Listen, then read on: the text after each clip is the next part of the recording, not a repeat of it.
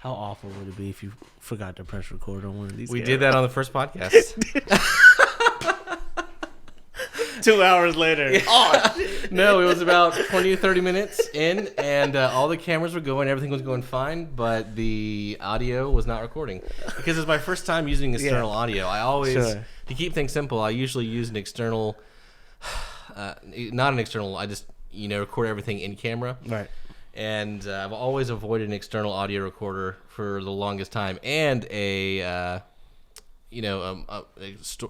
external monitor on the outside, just because I hate syncing everything in post. Yeah. But because of the recording limits and everything, we had to start over. Right. But anyway, let's go ahead and get started. Let's do it. I have an intro here for Basilio that he sent me. Oh, sorry, I missed your message there, buddy. All right. So Basilio was born in, and how do you say that? It's Bohol, Philippines. He was raised in Charlotte since he was 3 years old. He's currently the implementation advisor for Bank of America. Correct. He's got 2 dogs, and I guess that's Pua and Chiho. Pua and Chihu, okay. Hawaiian names. Pua and Chihu, okay. Yep. A poodle mix and a Yorkie. Married, congratulations, in April. Thank you. It looks like the coronavirus postponed your wedding. Right. Yeah. And then we'll learn all about this. And then part owner, I'm so excited to learn about this, part owner of Bachi Charlotte. That's correct, or is it Baki? It's Bachi. Okay, correct. Bachi. Yep. All right. Japanese restaurant. And then you only bought your first camera in October 2019, so it's been about a year. Yeah. And then you're an ex-car guy. So the main reason I brought you on to the Photographers Underground podcast is because you're just getting started. But what you guys don't know is when I was getting started in photography, I had kind of a master, if you will, who by the name of Jeff Amberg, who was really good in Colombia. And I moved up here when I met you. And Jeff told me, listen, when you move to Greensboro, you need to focus on business side of photography. The best thing you can do that is by getting a sales job, any sales job somewhere, and learning how to sell a product properly. And so when I moved here to Greensboro, I applied for some jobs and got a job at the dealership you were working at, and we won't name the specific because I'm going to trash it pretty hard. And there were some supervisors there who thought they were the real shiz, and if I met them today and talked with them today, they'd be like, "Man, look where you're at! Aren't you so glad? I trained you." And I'm like, "You didn't train me. Basilio trained me, and that's the truth. You taught me how to be relaxed in front of customers, how important a script was." And I had no idea that you moved here when you were just 3 years old. I never would have imagined you were born outside the country, because your social skills, your suave, your understanding of inner culture. Thank you. Just some great words, man. No, seriously, just because I was homeschooled till I was in 6th grade. Right. I've never been socially skilled. Gotcha. I've never been the guy to walk in the room. I mean, you worked with me for a few months. You know that. Man, I just say some stupid stuff sometimes. That's okay. Stupid is okay, man. You learn. No, it's not. It's not okay. Now when you're trying to sell someone a car, it's like, "Hey, man, how you doing? Wow, your name was Jim, right?" No, it's Steve. Oh, that wasn't even close. I'm so sorry. So you wanted to look at a Ram? No. I'm here to get my car serviced. I don't even want a car. Oh, I'm sorry. Man. That's every day in the dealership right there. Dude, it was so bad. And anyway, you would be the kind of person to sit down with a car, get a car sold, and then be like, "Hey, by the way, does your wife want a car too?" They'd be like, "Yeah, sure." And you'd sell them 2 cars when they came in for one. Hey, right? that's what you got to do. And you just recently got into photography. But let's rewind the clock way before then, because I'm not sure if you know this, but I'm super pro-immigrant. Before I came here, I spent a year of my life teaching English to refugees, and a lot of the refugees I taught English to were actually Southeast Asian from Burma. Okay. So they were kind of getting just thrown out of their country by I forget the racial group that was throwing them out. but they're the Karen. Okay, so the Burmese were kicking them out, and then they would go to a refugee camp in Thailand, and then would come here to the United States if they were lucky, or they'd go to somewhere else. Sure. And then they were just completely forgotten about, and I kind of learned of the community and started teaching them English as best I could. And it was always interesting to see how some kids who came here, like, just took off, did great, did wonderful, and some kids didn't. Mm-hmm. And as I'm growing up and focusing more and more on finance and being successful, making sure I'm raising a family right, I've done a lot of studies into financial wealth. I like to focus particularly on millionaires, and some things you might know that, not know that, 1 in 3 millionaires in the United States was not born in the United States. Mm. And if you're an immigrant, first-generation immigrants into the country are 4 times more likely to become a millionaire than someone who was born here. Mm-hmm. And I can see that because I feel like there's a common work ethic in people who immigrate to the United States that you always possessed. And I never knew you were an immigrant. I just figured, this guy hustles. This guy's got good quality. You. Appreciate and you're how old? I'm 27 years old. Shoot, you're 3 years younger than me. You already own a restaurant, or at least partially own. You're Scratch that. Successful. I'm 28. I forgot a year. I'm 28. Oh my God! How did I forget that? I'm 28. All right. Maybe I might be wrong about you.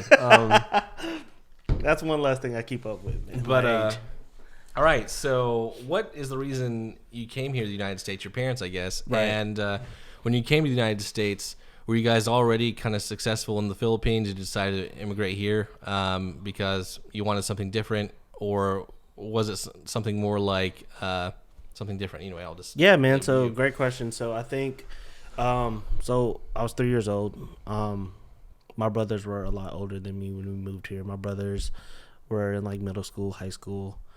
But overall reason for us moving is back home in the Philippines. I mean, that's the dream, right? Yeah. Move to the States, live the American dream, mm-hmm.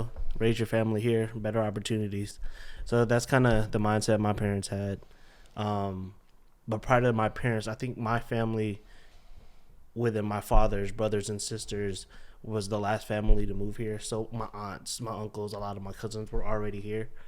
And it was either stay there, and we weren't struggling, but we weren't super rich either. Right. My grandmother worked super hard. We had a pretty good life there. So I think the biggest thing for us to move here was to give me and my brothers an opportunity to win and to succeed, right? And so we got here.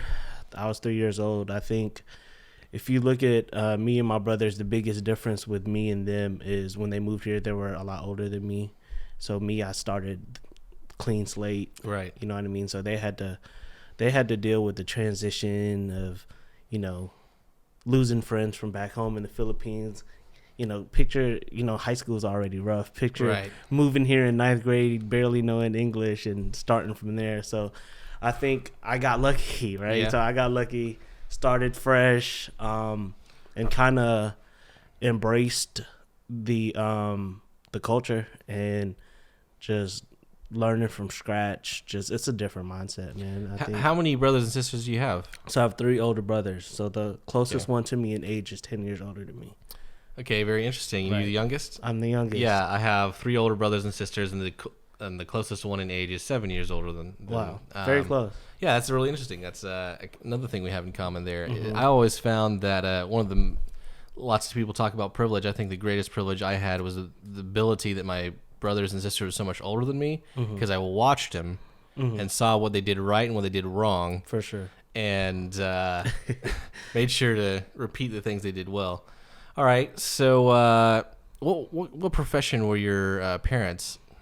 So my mom in the Philippines was a nurse, and my father was a banker. Okay. We moved here. My mom moved from healthcare to banking. So both my parents were bankers for a long time. All right. The same bank. And now you work with the Bank of America. Correct. Right. Did they work with the Bank of America, or they work for Wells Fargo? Okay. Yeah, ironically, and So they both actually recently just retired when we opened the restaurant last year. Congratulations on that, man. I've Yeah. really been like, when I go to Charlotte again, I'm going to go buy a restaurant. But I have not been to Charlotte, so I haven't been out of the town because I work so much. Yeah, that's okay. Yeah, it is, honestly. I've been trying to take some time off recently with the whole pandemic and Corona, and I have not enjoyed the time off at all. Like, it just puts me in a funk. It makes me start feeling sad. Yeah. Makes me start questioning things. Then when I get back to work, start putting out content, start making videos that my clients love, it just really makes me feel like I'm getting closer to, I don't know, pursuing a little bit more meaning and purpose. Right. But anyway, all right. So you moved here, age 3, grew up in Charlotte. Fill in a little bit of the backstory before I meet you at, the car dealership. Sure. Who is Basilio in school and high school? Oh man, the most popular kid in high. No, I'm just kidding. No, not at all. No, man, I was just trying to find who I was, man, in high school. Honestly, very diverse group of friends. Yeah. Made a lot of mistakes, plenty of mistakes. But somehow I got accepted into college, right? Okay. so I got into North Carolina A&T here in Greensboro, and that's what brought me to Greensboro. All right. I attended A&T for about 2 years, and then I transferred to UNC Greensboro. Okay. From UNC Greensboro, I needed to find a big boy job. Right. Dealership. Okay. So I said, hey, man, those car guys, they drive nice cars. They look like they're making decent money. I think my parents would be proud of me if I became a successful car guy. So I applied there, got a job instantly. From just looking back, I didn't know how easy it was to get a job at the dealership.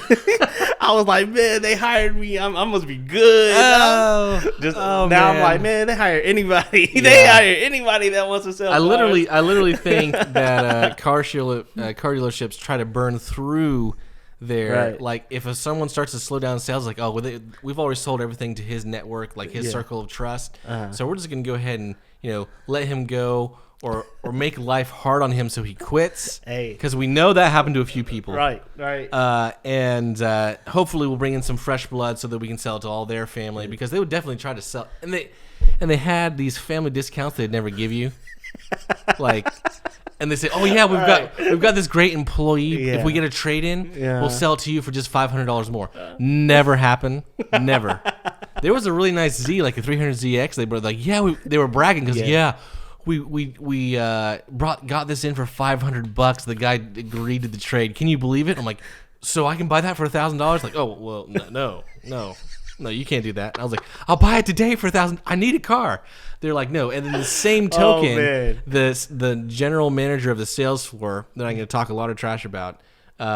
One day I was driving home in the 240Z that barely ran. It backfired, all sorts of stuff. And he just pulls up beside me at the stoplight like a few days after refusing to sell me the 300ZX, he's like, you shouldn't be driving that car. That thing's dangerous. That's awesome. He is a complete... That's awesome. That's so funny. It's not funny, man. It's not funny, dude. I needed help. I needed money. I remember. I remember. We'll get to the dealership. I remember. We'll get to the dealership. All right. So, did you do better in college than you did in high school? Yes, I would say so. Man, learned a lot. What did you study? I was nursing attendant at A&T, and then I was just business at UNC Greensboro. Okay. Learned a lot, man. I think, post high school education is super important. Just experiences more than actually books. The book learning part of it, just experiences and getting put in awkward situations and feeling your way through those, and getting on the other side of bad situations that help you grow. I think I'm big on you can't grow unless you're uncomfortable, so that was big for me. But I would attest a lot of my success now in whatever I'm doing now to, honestly, car sales. That's my common denominator, man. Me too. That's my common denominator. And let's just go ahead and dive into this. give a background into why you think that car sales is more important. And it's really interesting too that you grew so much in car sales. I only sold cars for like 2.5 months, but I grew so much. Then also it's just bizarre that I had someone who said, listen, if you want to be a full-time professional photographer and provide for your family, you need to learn how to do sales. So it's interesting that 100%. Like we both share a similar experience there, and someone who was hyper successful told me to do that too, because he knew it's not like he knew it was going to happen. Right. So let's just fast forward straight up to the dealership. You worked there before I did, so you were going to school and No, so I did that when I was done with school. okay. So You started working there when you're like 22, 23? 22. Okay. Yeah, 22. 2012 or 13, I think. And let's make sure we avoid saying anybody's name. Oh, for sure. Because Yeah, I want For sure. They follow me on Facebook. no, I'm friends with a lot of them on social media, and I actually have a lot of respect. I'm going to give credit where it's due. I still follow them on Facebook because I like them. There's some people though that I hope they go homeless and. Ouch. And hey, man, some of them are. I mean, times are changing, and they've got some old birds that are not adjusting. Right. And you know who I'm talking about. Oh, for sure. He got fired, and I'm not sure if he's held a steady job since, and that's kind of what he deserves. But anyway, so tell us about working at the dealership, some things you learned. What made you grow? So you gotta take it at the beginning, right? I'm a college student. Yep. Got out of college. I was prior to that. I was working part-time at a gas station. Okay. So no work, no professional experience, nothing. You ever been robbed at the gas station? No, man. Okay. Thank God. A few months after I quit, that gas station actually got robbed. Okay. It's the gas station we used to get gas at when we sold a car. Oh, shoot. The one right up there on Winterview. Right. Okay. Yeah, so. Goodness. So I got up out of there. Perfect timing, right? Good. So, but, I sold cars for about 3 years, and then I did finance for 2 years. Right. So I got promoted to finance after you left. Yep. But the 3 years, man, I want to say the first year was rough. Like I didn't sell anything. I was at the bottom of the board every month. Just like, honestly, came to work hoping, praying I don't get fired that day. Yeah. Because I wasn't selling anything, dude. I didn't know what I was doing.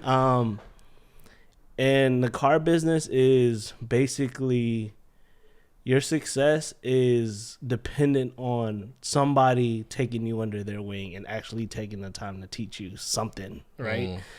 Other than that, everybody else is like, man, that's another person.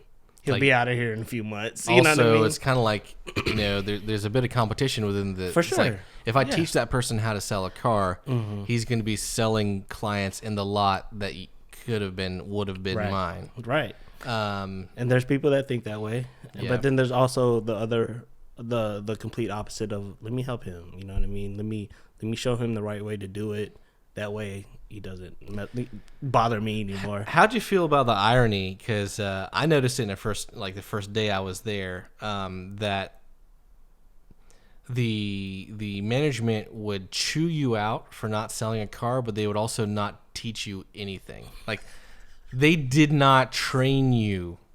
They hey, there's some modules you have to do upstairs on the computers. Finish those and then come down to the floor. And then once you come down to the floor, they're like, all right, you sold a car yet? Yeah. Like they didn't teach you anything. Man, that's what's so hard about it, right? You go in thinking, all right, I'm gonna get put through this super intense training. I'm gonna come out a stud selling a bunch of stuff, and that's just not the case, right? You also think that salesmen make a lot more money than they do, right? Which is not true. Probably the top 30% will make the most money. The top 3 guys on that board, top 3, top 4, maybe. Now that's not to say sales guys don't make money, because they make good money, but it's not. If there's 15, 16 people on that board, only 3 of them are killing it, right? Yeah, and that's I think that's the same thing with most industries, though. I mean, 100%. You think about YouTube, you think about podcasts, but you also think about, let's say, real estate, like agents or photographers, like wedding photographers. There's a whole lot of people who are photographers out there who don't even make enough money to do it full time, right? 100%. And then after probably about a year or so, they just burn out because of and that's just it, man. It's and taking that understanding that only the top few will make it and really kill it. You take that understanding and what's the difference from the number 3 guy to the number 5, number 6 guy, and it's not much of a difference, dude. It's just willing to do the little things just a little bit better. It's you know also what I mean? So important once you understand that, man, if you want to survive, you got to be the top. When someone in your family or in your network says, hey, man, just relax, take it a little bit easy. You don't have to go so hard. Yeah. Like, you got to get those people like, hey, I love you, man, but either don't tell me that, don't talk to me like that, or you need to honestly, like, go find another friend. Because, man, you have to be tenacious, man. It's sales, right? So, and that's what I learned is sales is sales, whether you're selling a car, or selling an hibachi plate at my restaurant, or selling you on the idea of hiring me to do your wedding, right? It's the same thing. And it's from selling the cars, it's confidence. It's confidence. It's, just being personable. I'm not going to buy a car from a guy that doesn't think he does a good job selling cars. You know what I mean? And I'm not going to ask you to do my wedding if you're questioning your own skills. Yeah, right? I think I can do it. Right. And it's all, and you mentioned scripts. Yes. That was big in car sales. And that's big when you're talking to clients about photography, man. It's just the words you choose to use. It's just the fact that you you're going to say something, first of all, but then you are going to say something that you really feel comfortable saying, that you can feel confident saying, like, hey, I mean, do I still remember that? Hey, here's the price of your car. If you do business today, we can give you this much money. Right. I mean, this is the script from the dealership, right? It's perception, man. The customer's perception is their reality. It might not be the truth, but if they perceive you, as a confident, this guy's good. Right. I might not be the top guy on that list. Yeah. Upstairs, but he's got to be a top guy. But you were the top guy when I started working. I was one of the top guys. So take me from there. So the first year, you said is just a struggle. You're having a hard time, and then things change. Well, we've already been talking about some of that, but what are some of the things that you noticed? Like, what are the things you learned that changed from, man, I'm struggling, to, man, now I'm selling cars? I was tired of making minimum wage. Because that's what they paid us, right? Yeah, if you don't sell cars. Minimum wage. I was tired of, I was like, man, I'm 22. How long can I live off $7.25 an hour?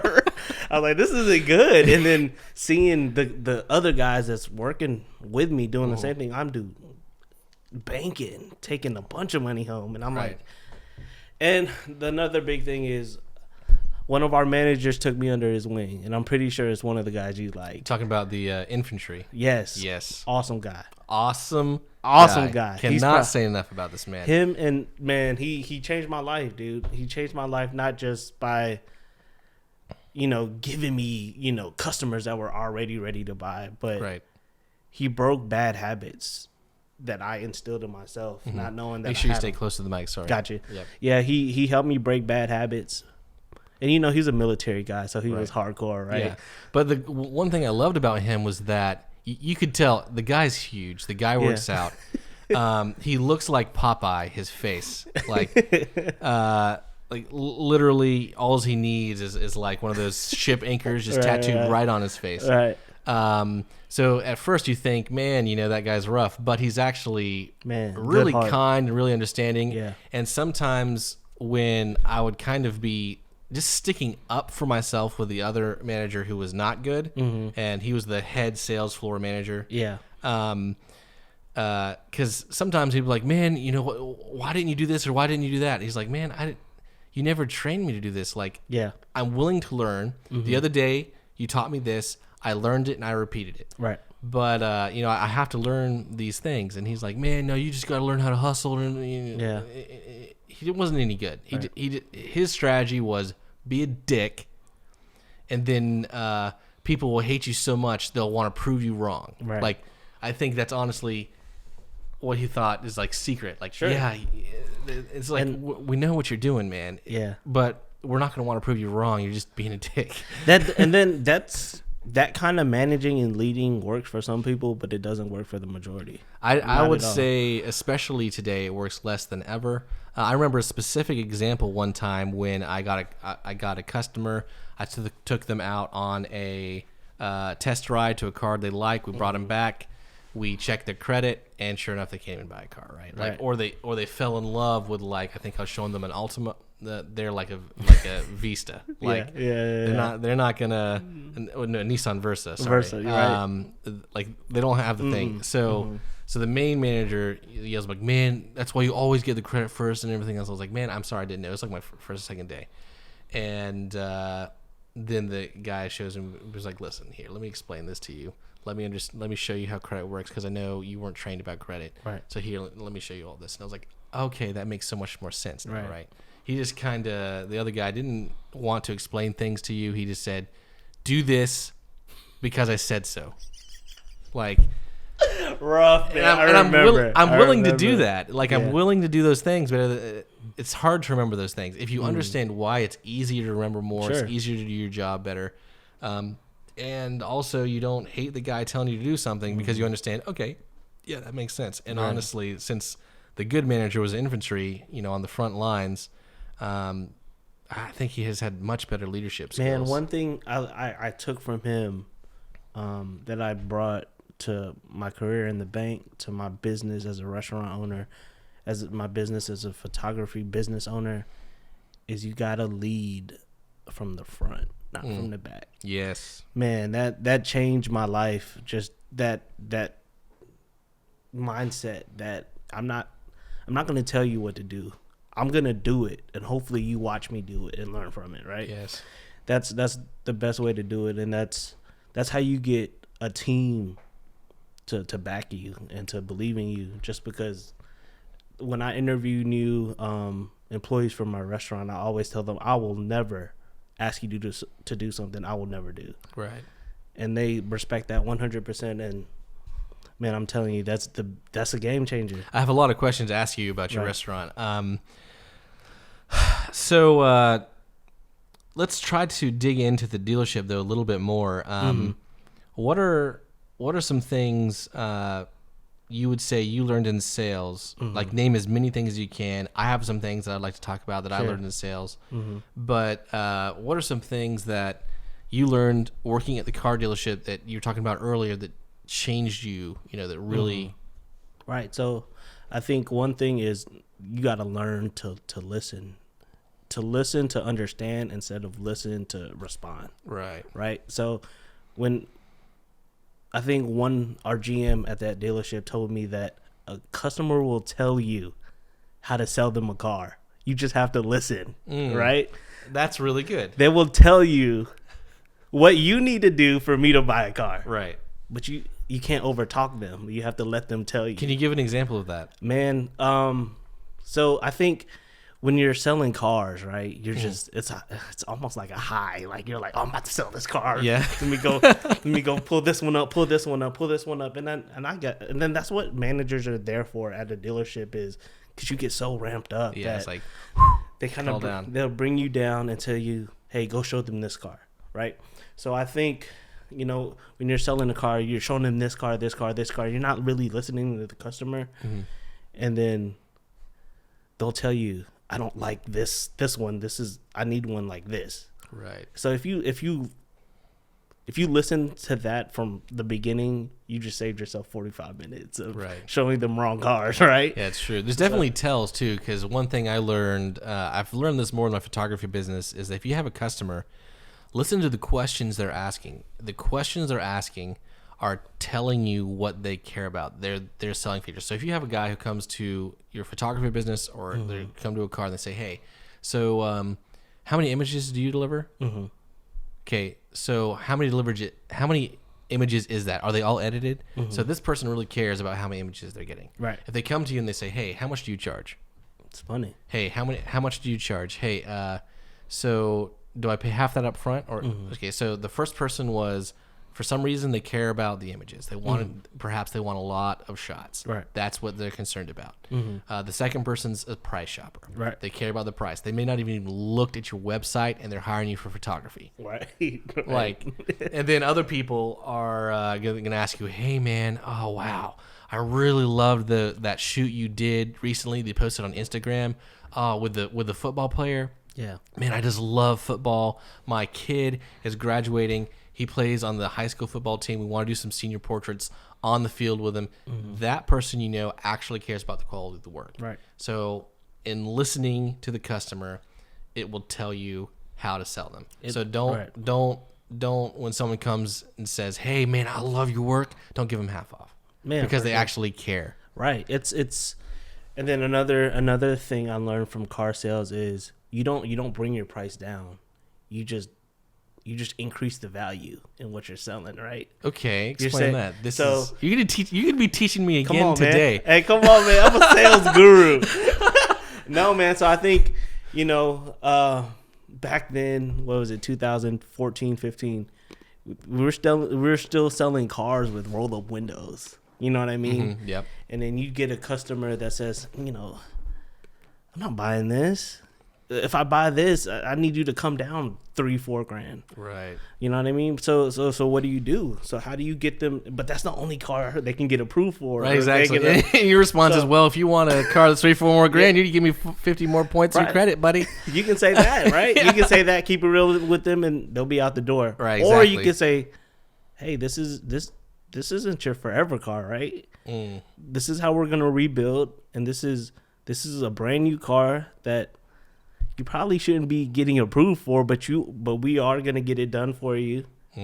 It's covered for the next 3 years, 36,000 miles, bumper to bumper, 60,000 miles. And if you really don't like it, you can drive it for 6 months, make good on-time payments, come back, trade it in. That's it. So it's all perception. Yeah. It's all, okay, they don't like this angle of how you're selling it. Sell it to them in this angle. Right. Highlight another angle of it, and you're not jumping straight to, let me discount my service, let me discount my price. You're building value in what you believe in, right? And that's, dude, I can't tell you enough how I've took that into everything I've done. No, since you're exactly right, and you're reminding me of something, because photographers, and I guess creatives in general, are really, really bad, horrible at the first sign of an uncomfortable conversation, a bit of awkwardness, maybe a possible confrontation. Creatives, but especially photographers, would just fold like that. Right. So if they have a customer or someone, maybe a family member even, who says, "Hey, man,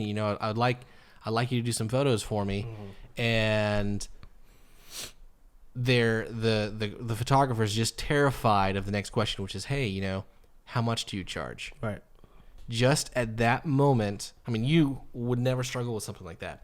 But the reason I would say, what was the statistic I read sometime? 95% of businesses fail in the first year alone, or something like that. One of the big problems, photographers who have the talent to be full-time photographers, the skill set they don't have is just being able to, first of all, have the guts to tell them your price, Right. and at least stand by it. So you're talking about, a little bit more like going to different angles and really going attacking the sale and that kind of stuff. But some people, man, they just don't have the guts to, I charge $100 when they should be charging 2 or 3 times more that much. But they're even scared of going for it all. Right. So just because they're scared. Yeah, no, I get it, and just because they're not exposed to that part of the business, right? And that's, which is ironically the most important part of the business, right? So because if you can't do that, right, it doesn't matter how good your pictures are. Man, I'll tell you, so many times, not even just photography, when I'm looking for a professional anything, right, where people already, before I even ask for a discount, they're giving me a discount, and I'm like, "What are you doing?" Yes, and they're like, "Preach it, Basilio." They're like, "I typically charge $200, but since you're doing this, I can do it for $150." I'm like, I didn't even ask for a discount yet. I already got $50 on you. Let me ask for another $50. Yeah, exactly, you know what I mean? man. customers, and then another thing I learned from the car business: customers are programmed to ask for a discount. Yeah, don't hit the table. Sorry, I have to emphasize that. Yeah, though. yeah, exactly. They're programmed to ask you for a discount. Right. You know what I mean? They don't expect you to say yes, but they'll just say, why not? You know and what I mean? all you have to do sometimes to curb the discount shoppers is just say, hey, I appreciate that, but no. Right. No is the most powerful word in business. Yes. No. And it's completely surprising how photographers will never do that. Like, Right. hey, I have this great event coming up, Basilio. This is going to get you so much exposure. Yeah. Like, you have no idea how big of a deal I am. There's going to be so many influential people. Yeah. Some of the biggest people in Charlotte are going to be at this event Sure. for my 2-year-old's bouncy house birthday party. You should do it for free. Oh, should I? Yes, absolutely. So, oh my God. You can't imagine the exposure No. you're about to have. Right. And I'm just saying, like, people will do that to you, and you have to use the most powerful thing you're just talking about. Oh, hey, I really appreciate that. Right. I can't do it. Right. So that situation, right? God, I just had a brain fart. But you say no, right? Yeah.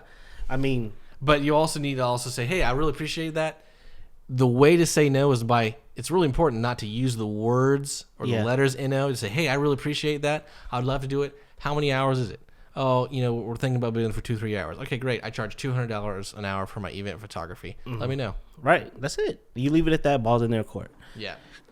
Every business transaction, somebody is getting sold. Yes. Either the salesman, Right. me, the photographer, or I'm selling the customers. Right. How is the customer? And people. How is the customer selling you? They're selling you on why you should give them a discount or a service for free. Right. Or why they can't afford it. Don't get sold. I mean, that's it. Oh, you man. can't get man. sold. Somebody's always selling somebody in the business transaction. Something I was sold on so many times when I was selling a car that these people would come in and they would convince me, they would sell me on the fact that they can't afford the car. Like, listen, man, I'd really like this Maxima fully loaded, but I'm not sure if I can afford it, man. I'm just so poor. And then a lot of times you do the negotiations and everything, and I'm convinced. I believe them. Say, man, these guys can't afford it. And their credit comes back. They're like $800. They told me they work at Walmart, but they're a pharmacist at Walmart. And the thing is, I didn't really go after them. I tried to fit them into the car and gave them a pitch, and a monthly, I tried to just say, man, this person has bad credit. But the truth is, they could afford the car. They were just lying to me because they were smart and they're negotiators. And I underestimated them.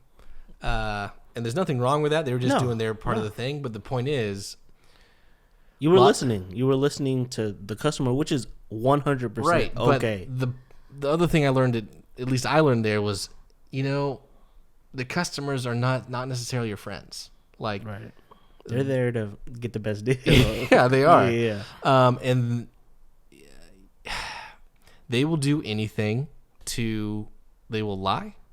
They will cheat. And I understand why I think some of the more experienced salesmen there and the managers kind of like see through that. Yeah, like they weren't as nice as I was about Right. to some of the customers, and Right. I realized, maybe some of them. One of the reasons some of them were dicks and jerks were because they've been lied to and cheated all their life, and that's why they're doing it to everybody else. Every week. Every week. Yeah. Man. I've been in front of customers, every type of customers, liars, like everybody, and you become numb to it, man. It's just like, all right. It's like, you know what I mean? It is like one thing I've definitely become numb to is sob stories. Like when someone comes to me and says, "Hey, listen, man, you wouldn't believe." Right. And now that I'm running a short-term rental too, Right. if someone gives me a sob story, I just immediately decline, because anytime someone comes to me with a sob story, they're usually like 9 times out of 10 there to throw a party, or break the rules. They obviously or usually don't have reviews either, Right. and I always want guests with reviews. Like, Sure. how did you treat the last house you were at? Yeah, right? yeah. But people who give sob stories every time are just bogues. Yeah, And that's not that's not a term. You guys are gonna know bogues. I'm not sure if it stands for something, but as far as I learned it in the 2.5 months I was there, is just like someone who rolls in with a car whose wheels are falling off. They owe $10,000 on the car. The car's worth $500. Yeah. They have credit that's $500 or below. Right. They have no proof of income, and they want a fully loaded Maxima Bogues. 2020.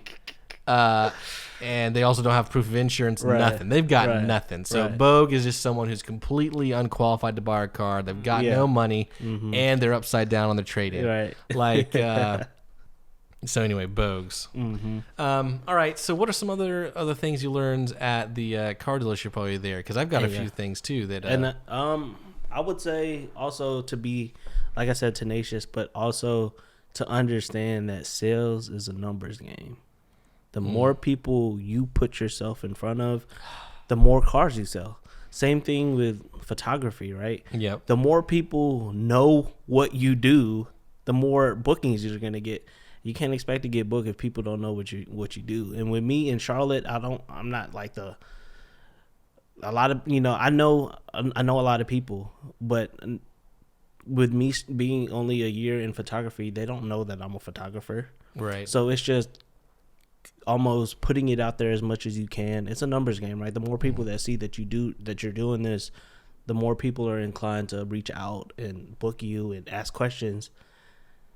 I don't even need you to, message me and say, hey, I need you for this, this, and this. I just want you to respond and say, hey, I didn't know you were doing this. I was like, yeah.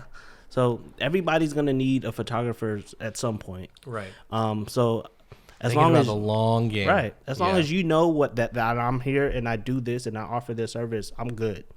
Because it'll come back around sooner or later. Yep. And like selling cars, man, it's when I was in the internet department, I think I made 100 phone calls a day. Cold calling, dude. Yeah. Like there were leads, but then 80% was cold calling. And I was like, man. And then out of that 100 calls, you'll probably get 2 appointments. Yeah. One of them won't show. So it's like, you know what I mean? You do this all day, you get one show, and then the frustrating time of selling cars is that one appointment that you set out of the 100 you called, show up, can't buy a car. You know what I mean? And it's just like, try again tomorrow. You know what I mean? It's just like, and you got to push through that and it's grind. And then that's where sales comes in, because sales, you learn how to grind, man. You learn how to Yes. All right, today was a loss, but the grind is so important because once again, you have a lot of people who think they want to be photographers. They get out there on the front lines to try to make the money, and then they realize, oh man, they told me no, and that was the one person I knew that actually needed photography. I guess I'm out of luck. Oh no! If you think that, you're in the wrong business. You got to get down there. You can't be afraid. You can't be. You got to be humble enough to be able to pick up the phone. You go into a business you've ever been into, when they're busy with their own stuff, and have the audacity to walk up the front desk and be like, "Hey, I'm a photographer. I noticed online that your pictures, honestly, no offense, they could use some work. I'd love to do some extra, I'd love to do the work for you." What you're saying right now can't be taught, man. Somebody's got to want to do it. It just has the guts. Yeah, somebody's got to have that in them. Not everybody has that in them. You keep talking about that because I actually realized I just kept the lights on in the basement, and it should just be these lights. I know that's a small thing, but keep talking about that while I change the lighting. No problem, man. Keep talking. Yeah, so you just got to have...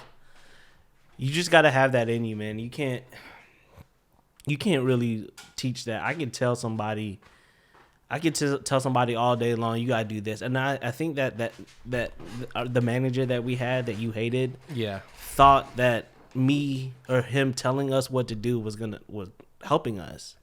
Nah, some of that stuff, some new salespeople, that's not how they learn, man. They learn by being shown and not. Don't tell me what to do. Show me how to do it. Right. That guy led by great example by showing what a horrible leader was. like if you're born into a family that's like the dad's a drug addict and a deadbeat, you're like, okay, This guy is a good example of what not to do with my life. Right. And you need that too, man. You need that kind of exposure in your professional your professional work. Like, oh, okay, that doesn't work. You know, we had a salesman, and you'll know who I'm talking about. I still remember his name today. But he was a guy who just kind of like, I guess he just had like a victim mentality or something. Yeah. Oh my gosh. You know? Oh my God. Victim mentality just gave it away. His name started with a D. Yeah.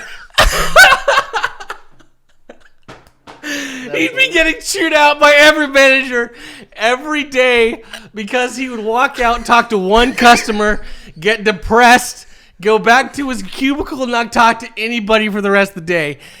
I didn't work Saturdays, and I outsold him as a brand new employee.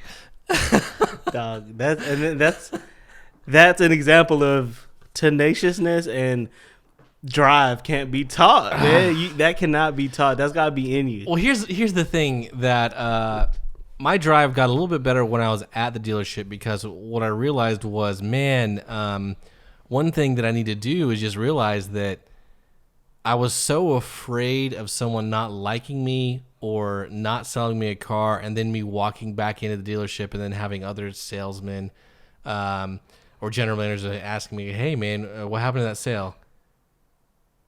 It didn't work out. I don't know. They didn't want the car. You know, I was so afraid of failure that I wouldn't even try. And then I realized, man, you know, you just got to get out there and not be afraid of failure. Failure is a guarantee. Right. Every day you're going to go out there. You can be the most suave, good-looking salesman you can possibly imagine. You're not going to sell more than 3 out of 10 or something like that. No. You probably could, but it's a numbers game. Yeah, dude. It's just a numbers game. That's all it is. And don't take it personally when it doesn't work out. No. Take it, move on to the next one. That's a big thing I learned while I was there. Funny story. Yes. While we're on the subject of that salesman that used to get chewed out. Funny story about him. So remember, as a salesman, it was a no-no to let the customer just leave. Right. Remember? Right, yes. Without at least getting a manager to come talk. So right. That salesman one time had a customer, and then the customer fluffed him all the way through. Was like, yeah, I'm gonna buy this. I'm just gonna go get lunch real quick, right? So he said, oh, okay, yeah, I'll go get the car ready. I'll be, yeah, go ahead have lunch, come back. So the manager, our manager that we actually liked, the infantry guy, was like, hey, where's your customer? And you know when he gets pissed. The guy was like, oh, they went to go get food. He was like, oh, okay, they're coming right back? He was like, yeah, they promised they were coming right back. He said, okay, just sit in that red chair until they come back. Dude was in that red chair all day because they never came back. He was like, he said, so you didn't let anybody talk to him? I mean, isn't that such a good way of teaching, That's though? So, like, you'll never forget. And you know exactly the second you sit down, you messed up. Right. The second, I mean, maybe he probably didn't realize that for a few hours. But you or me, we would have sat down and been like, dang. He was like, yeah, don't get up until they come back, because they promised you they were coming back, right? This is such a good example. Like, right. people don't realize too that customers will lie to you. Do 100%. not think they saw your fluffy pictures, your bright and airy pictures online, and they think, oh my goodness, she's so sweet. Right. I just love her so much. Right. I wanted to take my pictures. If you take that approach to your business, man, you're going to fail. And there might be people out there who that works for them. They say, no, you just have to have this good, I don't know, what is some hippie term they would use for that? Like some feng shui. You just have to have good chi around you or something. It's just like, no, man. Dude, I don't know what friggin' thing you're smoking. It's like, dude, these people were obviously out to rob you from the day one. And then another thing with that is, I've never been a fan of counting a sale until my money's in my hand. Yeah. You can't do that, man. You can't check a mental box because they promised they were going to book you, right? Until you have a deposit or money's in my hand in full, I'm not counting that. That's not a sale for me. You know what I mean? And then that's just, a lot of people get carried along like, hey, you know, they said they're gonna use me for their daughters this year. Oh, that's already $200 in my head, dude. What? What are you talking about? Yeah. And I learned that from selling cars, man. just learning that way, not that extreme to where I had to Right. sit in a chair all day, but oh yeah, they said they were gonna come back, they were gonna do this, show it to their mom, whatever, and come right back. Never came back. You learn, and that's a rough way to learn. Yeah. Man, I told my wife, I said, our kids are gonna go sell cars for at least a year. If I could give anybody any advice, I'd say go sell cars. Yep. At least a year. At least. I agree. Did you know though? A lot of the cars are getting away from the haggle pricing. There's just a flat pricing now. Man, that's the fun part. Yeah, I know. I enjoy that part, dog. Dude. That's my favorite part. Yeah. Is not because I like getting over on people, but it makes it pushes you. exciting. It makes it exciting. It pushes you. It helps you get better, and you learn like those awkward, uncomfortable situations of negotiations. You remember those, man. You And remember I had it? some customers who were shaking. Yeah. Just shaking when they saw the numbers. Like, Yeah. because they would take it personally too. Like, Right. what? You think my trade-in's only worth $2,000? Yeah. You swine. Yeah, and then you learn how to gracefully rebut that, right? Like, Yeah. Hey. Yeah. Hey, no worries, man. Yeah. Yeah. We took it out back. yeah, Hey, we found some problems with it. You know what? It needs this, this, and this. Mm-hmm. And you know what? The paint isn't all there. It's a 2006. We're living in 2020. It's a 14-year-old car. Bro. Honestly, I looked it up on Kelley Blue Book. Here's a paper. It's only worth $1,500. Mm-hmm. But we're giving you $2,000 because I fought for you with a manager. yeah. And after something like that, the people were like, You're a lot nicer than me, man. I would acknowledge their concern and move. So how they taught us in car sales was acknowledge their first concern that's right. I remember that. and then move on. And then, like, you remember I told you take it to another angle if they're Yeah. not liking this angle. Mm-hmm. Oh, you don't like what you got for your trade? Let's help get you to that monthly payment you need to be at. Yeah. They forget all about it, dude. You take that to anything in business. Mm-hmm. Oh no, I'm not buying this. You're not giving. I'm not selling you on selling me your trade. I'm selling you on buying this new car. So you just shift their attention. Yeah. That's not slimy. You know what What I I mean? want to talk about before we move on from the dealership is some of the one thing I learned there was what the line between ethical Sure. and Oh unethical. man. Oh man. Ooh. Oh man. Yes. Yes. I'm big on that. I'm big on yes. that. But what were some other skills? I mean, I don't want to beat this. I mean, but we could literally talk for hours All about day long. all the skills we learned just all day meeting long. clients. How many years were you there before I came to work there? I think 2 years. I think you came at my peak. You came when I was catching my stride. Like And you were doing well. I was killing it when you came. And it really, oh man, let's just go ahead and like go to that part. Okay, so I moved from Columbia here to Greensboro. This is how many years ago? Had it been 5-6 years ago, dude. Yeah, I think it's been 7 years, right? Yeah. My business in photography hasn't gone. You know, I mean, I'm probably making like $20,000 or $30,000 a year or less at that point. And I move here, and that's when Jeff told me, listen, when you move to Greensboro, quit photography for a few months, just sell. Find a job where you're just doing sales. And that's fine with me because I know 0 people up here. Right. It would be a good way to kind of get to know the area. I'd never been to Greensboro in my life. Anyway, so I interviewed at your dealership. I got the job. The infantry guy is the one who initially, interviewed me, and then the football player is the one who gave me my second interview. Yeah. And we got hired. Oh man, he's a good guy. Too. The problem was I never met the other manager who was the jerk. You And never it was would. my second day on the job because he must have had like a day off. Right. And it was my second day on the job before he walked in, and I'm like, man, that guy looks. I remember the first time I ever saw him, like, man, that customer looks like a jerk. Then he just walked right into the manager's office, like, oh man, does he work here? I hope not. I would hate working with that guy. It was just like the first look, and then he like sits down and like the manager's like, oh shoot, he's a manager. I hope he's not as rough as he looks. Yeah. Like that guy looks like he was just waddling man. across the floor. Man, always in a And bad mood. Always in a bad mood. Right. And I remember the thing he was saying. He was throwing up his hands. You can't work with that guy. That guy's just a jerk. because he was talking about a customer. Yeah. And I was like, I don't think the customer's a jerk. I don't know what it is. I'm just taking a guess. The customer's not a jerk. Yeah, man. Anyway, so my first day on the floor, I sold a car. Well, first of all, I came in to do the training, and they had you do a bunch of modules. Mm-hmm. They said, hey, it's going to take you 2 or 3 days to finish these modules. I got it done before lunch. And I came downstairs, and I was like, hey, I think I finished all the modules. And the management team was like, what? That's impossible, because I love cars so much. Right. And I was like, no, maybe I missed some, I guess. I don't know. And then they checked, they're like, holy shit. Like, it's done. Okay, well, congratulations, you're a salesman. Go sell some cars. I'm like, are you serious? Like, that's it?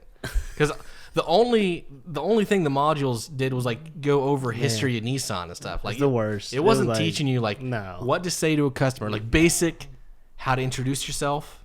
Like, I had no idea. Car sales is on the job training. I had never bought in a car myself. All the cars I bought were from private sales. So I had never been to a dealership before in my life. Mm-hmm. The first day I sell a car, I just walk up to someone, hey, would you like to take a test drive? And they're like, yeah, I'd like to take a test drive. It was a truck, I remember.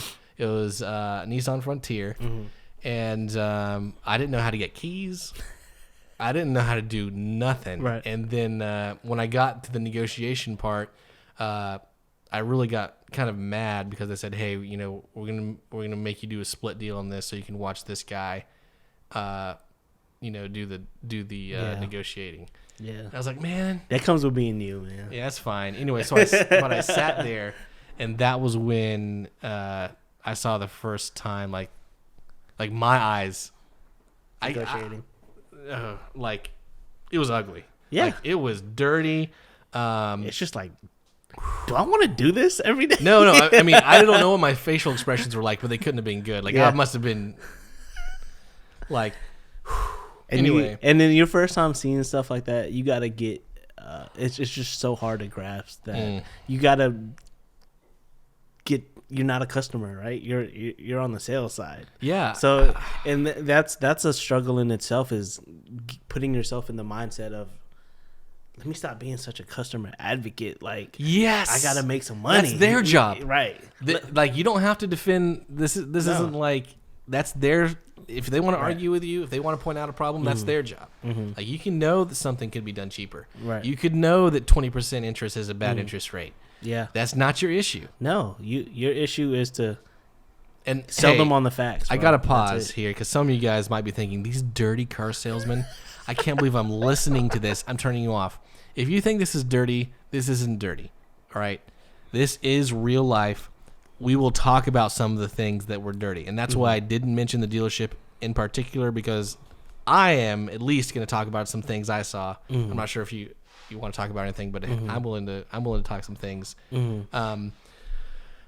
But anyway, so it's not our job to advocate for the customer. Right. Our job is to put out something that is profitable and try to get it. That's it. That's it. It's not our issue. All right, so I start working there, and I was the first employee ever in this whole town that apparently did not work on Saturdays. Dude, we hated you. We were like, what? That's changed now, by the way, but has it? Mm-hmm. Really? I don't go to church anymore. Nope. Okay. Yeah. Okay. I was, I used to be a lot more volunteer oriented and helping the people out, but I realized, I could give a lot of my time and effort and resources to helping other people out. And, I could dedicate a whole day to people. And I hate to say this, but I'm talking about some refugees too. Yeah. And, I would say, hey man, I can help you learn English. Let me, give you, let's sit down and read a book together or something. Mm-hmm. And, I come back the next few days, it'd be like the employee who was, started with a D. Yeah. It'd be like, listen, man, I'm making some real sacrifices here. Yeah. To come help you out. Mm-hmm. I can't keep coming to help you out if you're not going to put in some effort too, right? Right. I just, too many times going to church where I was donating my time, skills, effort, where they're too busy arguing, too busy fighting, too busy suspicious of me thinking that I'm trying to take over or something. It's like, dude, I'm volunteering my time here. Anyway, so I figured if I want to do good, I could probably find a better way to do it outside of church. Like, and that is my main motive. So I want to do good. I want to do good for others. I want to leave the world a little bit better than I found it. And I found it's kind of like put an investment somewhere. You know, I could invest in like something, but this is a much better investment over here. Right. So I'm gonna do that. Yeah. That's why I don't go to church anymore. Anyway. Get it. So yeah, I didn't work on Saturdays at working as a car salesman, which is wild. But what was wild to me too is like I wasn't the bottom of the barrel. Right. Like I certainly was not killing it. I never had a month there. I mean, I was there for 2.5 months. Right. So it's not like I was there. But I would probably like sell 7 or 8 cars a month, and I would have 3 or 4 salesmen who are below me. So I'd be like lower half of the pack. And anyway, working there, I just realized very quickly that first of all, learning scripts was so important. That's when you came in, said, "Hey, listen, man, you took me under your wing. Listen, have they told you what the script is?" I'm like, "What's a script?" I had never heard of a script before. If someone tried to tell me that scripts work before that, I'd be like, "Man, get out of here. This is in the 40s." Yeah. Right. But you taught me how to do scripts, and I was blown away by how much that helped me. And also, I realized too that there were times I'd be in front of a customer. The customer was just waiting for me to close them. And I wouldn't do it because I didn't know that I was supposed to, because I didn't learn scripts. Right. So I started learning closing questions from people like you. And, you know, to say like, "Hey, you've been enjoying the car when you're on a test drive and things have been going well?" "Yeah, I really enjoy the car." "Well, when we get back to the dealership, would you like to look at some numbers and see what we can do to get you in the car today?" You know, to being very specific about, "Hey, let's get back to the dealership. Let's look at some possibilities and have you purchase this car today, not next week, not tomorrow." Right. And just doing that bumped up my sales, you know, by 2 or 3 cars a month. Easy. And same thing in photography. Lots of times people will come to you and be like, "Hey, wow, I love your stuff." And you're like, "Wow, thank you." That's it. Right. Like you got to say, "Wow, thank you." Do you want to book a shoot? Right. Lots of times they're like, oh, no. I just really think you're doing a good job." Okay, that's fine. No problem. Fine. Yeah. But other times they're like, "You know what? You know, my daughter is turning 3 and we don't have any pictures of her." It's like, do it. Or it could be like, "Actually, yeah, my headshot is like 10 years old. Right. I need to get it updated." Right. It's like, well, let's get it done. Asking the question is something that I started realizing, like, oh, this is what Jeff was talking about. These are some basics I've got to learn. Just absolute basics that are so important that nobody ever learns. And one of the reasons why they don't learn it is because a lot of photographers will tell other photographers, "Hey, you should shoot for free and build a portfolio." It's like, no, the skill you need to learn that's more important than photography is the sales. So if you put off the sales, you're teaching yourself how to do the business wrong. Right. And you're going to keep doing that. You're going to learn in teaching yourself that sales don't matter. Right. That you can just always learn that later. And you're always going to be weak in sales. And if you do that, you're never going to be as successful as you could. And possibly you're never going to be successful at all. Right. So those are some things I learned. But another big thing that I learned too was people lie to you. Like, I hate to sound like Dr. House or something, but customers will lie to you. Your coworkers will lie to you. Not you, that I know of. Anyway, maybe you, maybe you're just super good at it. Your managers will lie to you.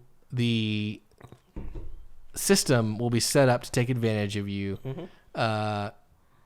And no one will look out for you. You've got to look out for your own. Like, I already talked about how we had those like family discounts that we never got.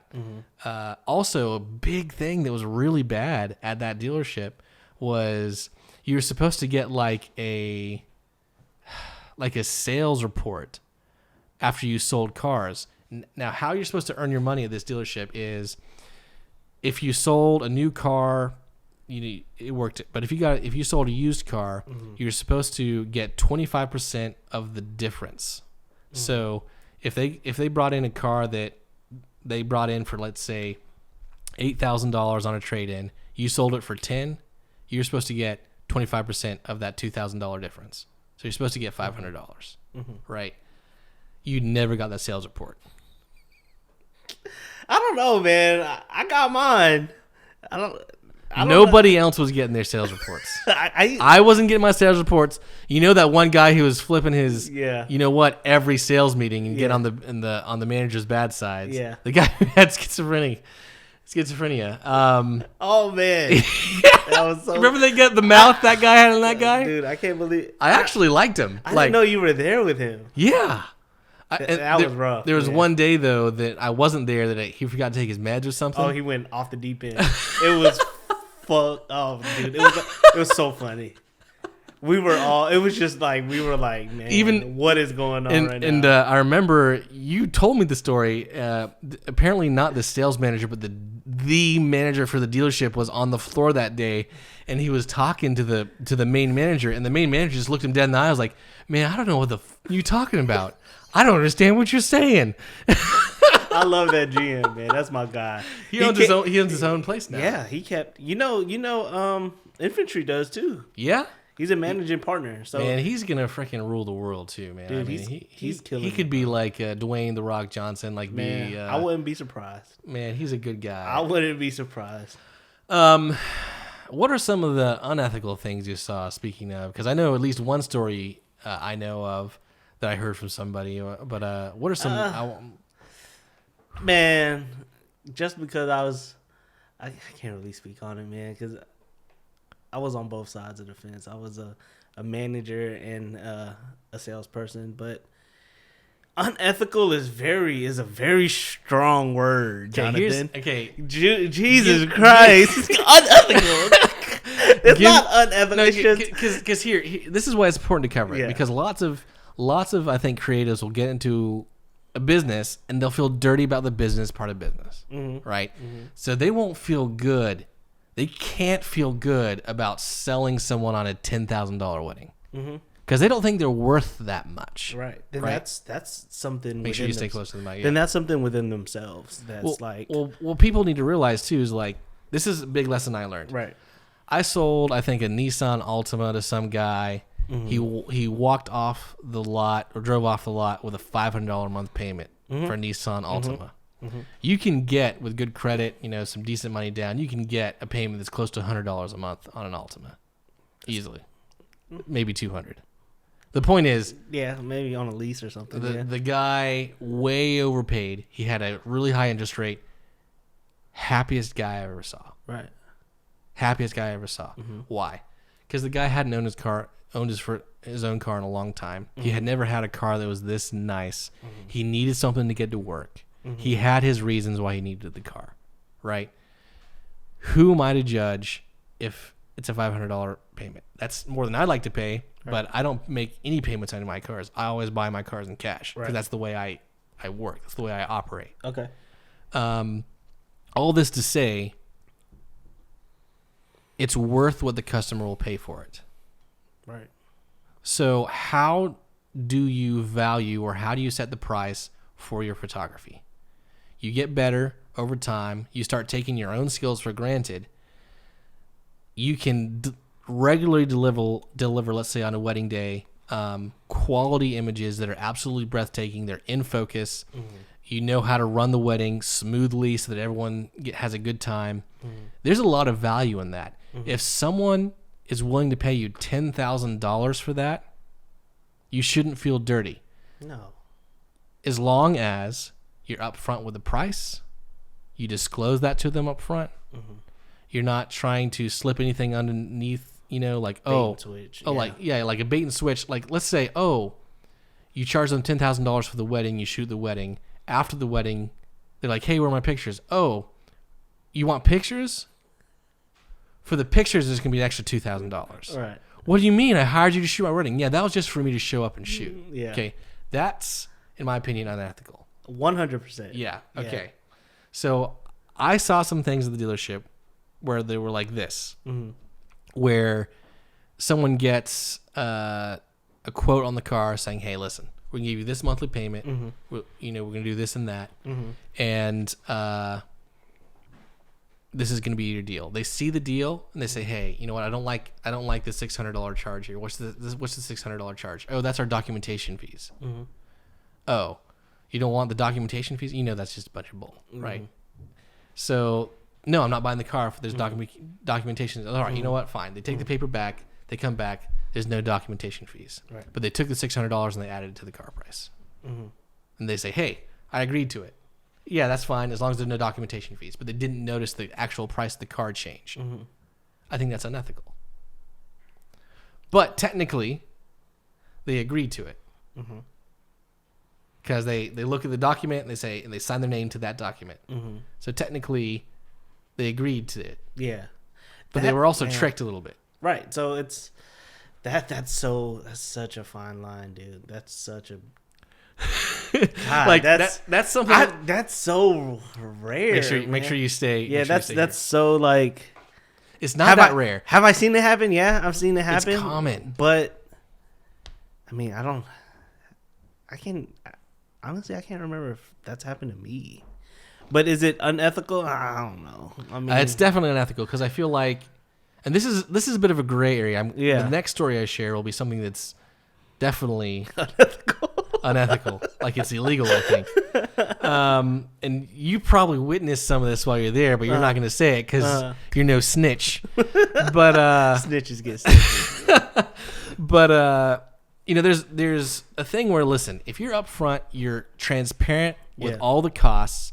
You make sure they understand what they're agreeing to, and they hire you for $100,000. Then so be it. What some people don't realize is that what's the difference between $100,000 photo shoot and a $1,000 photo shoot? Sometimes it's $99,000. That's it. Sometimes that's the only difference. Right.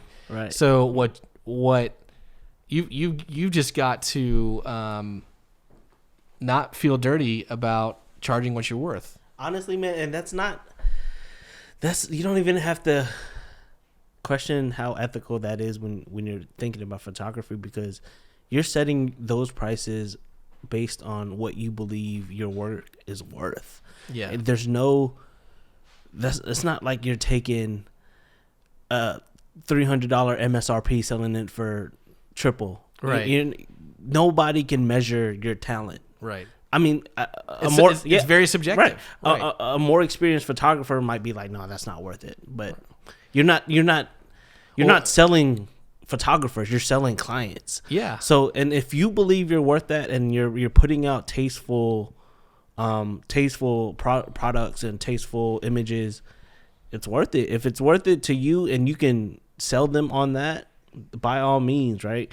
You're not, as long as you're not, like you said, after the fact, charging extra for the images. Like, do people do that? Yes. Oh man, I've never heard it's that. So common. I've never heard that. And that's one of the reasons the portrait industry, the high end, what do they would call the portrait industry, the lifestyle portrait or something, like the old school people, you'd have a sitting fee. Then if you had if you actually wanted prints, that sounds like some car dealership type stuff, dude. No, this that's is different. Old school salesman. Yeah. It's an old breed of salesmanship that I think was common a few decades ago. Right. That just it's different now. It's very different. It's got to be different now, just because people want transparency. Yeah. People can shop you. Yes. On their couch. They can shop you right. Hey, what's the price for this? Okay, hold on. Let me pull up cars.com. Right. Or what's that, Carvana right now? Yeah. Man. I would hate to be a salesman right now. Right. So it's with photography, it's like you have to be transparent with your pricing. You gotta reviews are huge, right? So you gotta have good reviews. Yep. 9 times out of 10, people won't even message you if you have bad reviews, right? So it's like you have to have that positive reputation. Yep.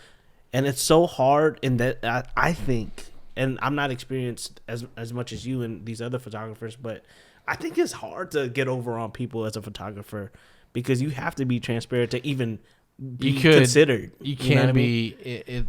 It's really easy to take advantage of people if you want to. I mean, oh man. And I'm not saying I've ever done it. I've never done it, because of what I saw at the dealership. So here's an example of what I heard at the dealership when I was there.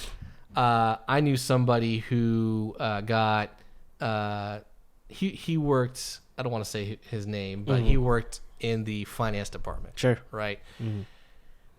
Be honest with me now. Actually. Okay. Listen, I know I know that there may have been a plot, and maybe I'm just being paranoid. But for a while there, because I didn't work on Saturdays, I think they hired me. They initially told me to take a hike. The first 2 managers told me I'm fine. Right. Then they told me to take a hike after they said I didn't work on Saturday. Then the main guy, the one that you liked who owns his own stuff now, actually called me and said, "Hey, listen, we'll hire you." Right. So he's a real good guy. I'm not sure if it was because they were afraid of a lawsuit or whatever, but they hired me. But I think there was a plot. They wanted to see how I did. I wasn't a rock star. So then I think did they tell the employees to try to get me fired? No, man. To try to discourage me? No, dude. It's there was, we didn't have a meeting. It was like, let's get this guy out of here. Trust me, we hated you because you were the only one off on Saturday. So none of the general managers came to you privately and said, "Hey, hey, listen, dude, no." Because I wasn't there on Saturdays. I mean, they could have come to you and say, "Hey, listen, I'm gonna give you a $500 bonus if you get this guy to quit." I wish. If they win, I'm like, I'll get them to quit this weekend. No. All right, because there's some stuff that people were saying to me. All right, so I wasn't sure if this story was true because it's so discouraging to me. So I thought, man, this story is a complete lie because they know that I'm kind of more of an ethical guy. Sure. They're just trying to get me out of this because I don't want any part of the business. Anyway, so the story is, this guy is working in the finance department. And he learned how to be a finance manager where you essentially put all the numbers together. You actually calling the credit people, the banks, getting the loan officer to approve the loan, it's where the rubber hits the road, right? Sure. Because all that. All right, so this guy's learning how to be finance manager, and he's training. He has a guy come in, customers who come in. Also in the finance room, you're doing a lot of extra sales. Sure. So you're not just getting the payment in. You're also trying to tack on, what was that? Extended Interior. First place finish. Yeah, the first place finish. Which was like a $600 or $400 tack on. Right. It was nothing. It was nothing. It was I think it was just water they put in the bottle. I really do think. Now, people ask, well, isn't that unethical? Kinda, but here's the thing. It's a product. It is guaranteed. Yeah. So if you do spill something and you bring the car, they actually clean your car. Right. So is it worth it? Kind of. You come back, you get a few stains removed from your car, it ends up being worth it. Right. So that's not unethical. What was unethical is they bought the service plan.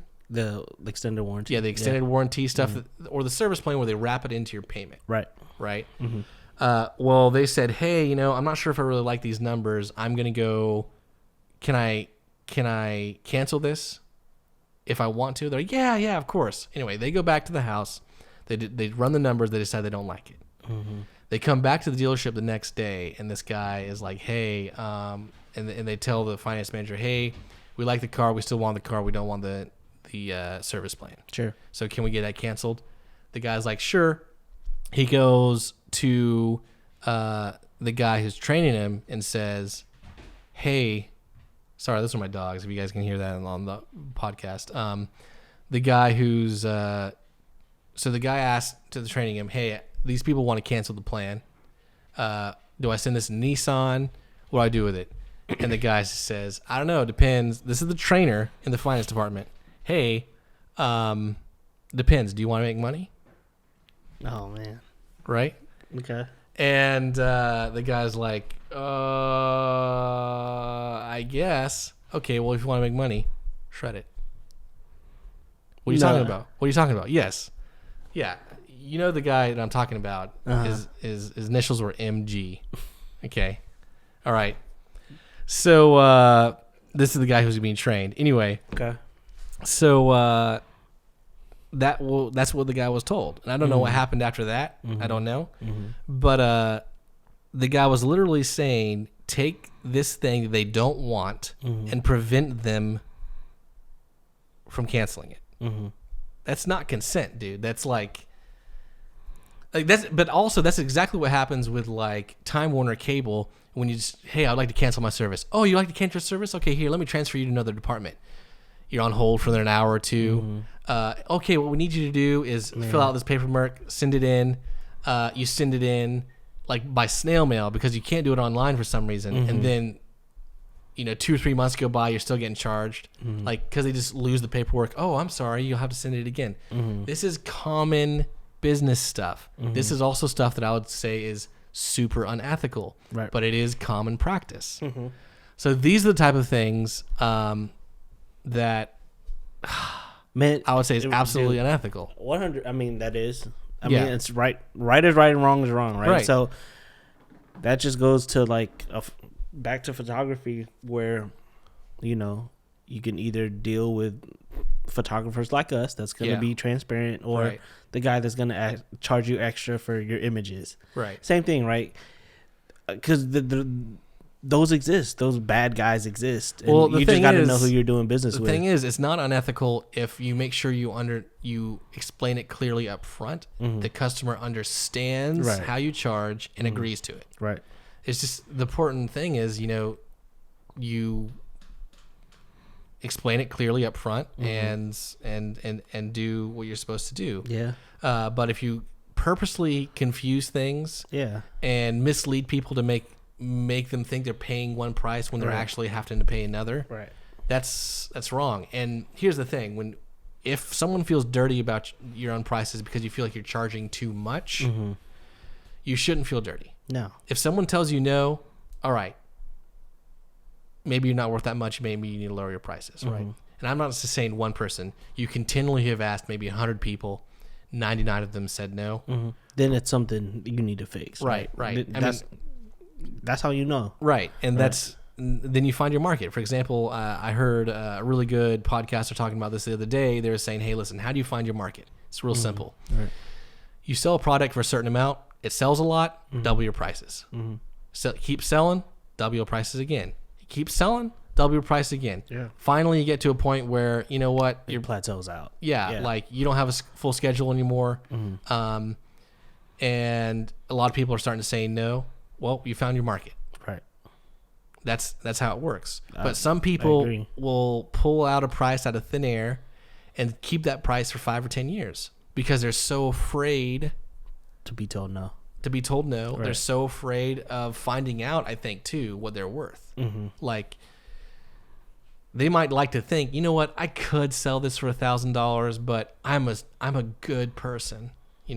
I'm virtuous, so I'm only going to sell it for $250 because I'm a good person. I care about the earth or something like that. It's like, no, you're just scared of people when you raise your prices to $500 and they say no because your photography sucks. Right. And you are afraid Yeah. of people finding out. You're Man. afraid to be That's big. numbered. Dude, Right. that's big because your price has to go side by side with your confidence and what you believe your work is worth.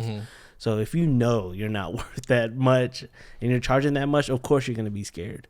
But like me, when I'm telling you my price, I'm 100% confident what I'm giving you for that price, you won't find anywhere else with my quality of work. Now, Yeah. is there a better? Yeah, of course there's better photographers out there.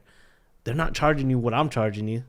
Now, Well, here's the thing, too. I mean, there's a lot of other factors people don't understand. It's that, first of all, you might not feel that you're worth that much, but you really are. right.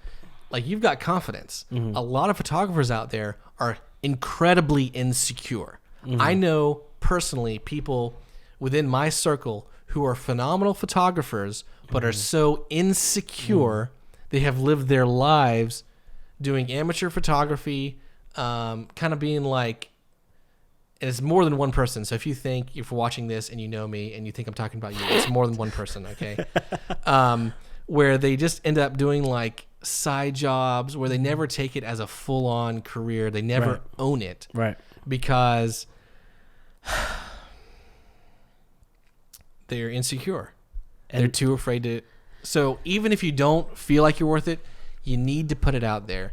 And you may be surprised by how much people are willing to pay you, because you may just be looking at the quality. People can say, oh, but there's this other photographer who does such a much better job to you. Your insecurity is going to just be like, yeah, I know, you're right. Yeah. That's not true. They may be slow in getting the images to them. They may be an absolute ass to deal with on set. Right. They may have just they may be really hard to get a hold of. Right. There's all sorts of factors talking about convenience. They may be incredibly inconsistent. So maybe they do a great job one time, but then the next 2 or 3 jobs, they're late returning the images. The focus isn't as good as it was the first time. It's just confusing things. Right. You never know why someone might be going with you. That's why lots of times another thing at the dealership is when they tell you, well, I could go across the street and get this for less. Okay, why are you here? Right. And you gotta have that. You gotta have that kind of confidence, man. Yeah. Because customers are then like, oh, you mean you don't care if I go somewhere else? Nope. No, I don't. I want what's best for you. Right. If you have that over there. Right. And lots of times they'll go with you. Why? Because they were lying to Right. begin with. That's it. It's all. They're selling you on the idea that I'm gonna leave if you don't give me a bigger discount. Leave. That's what it is. That's all it is. Somebody's getting sold every single time. And you just got to understand that, and you can't forget it, and you got to be confident. As long as you're confident in your work, Yeah.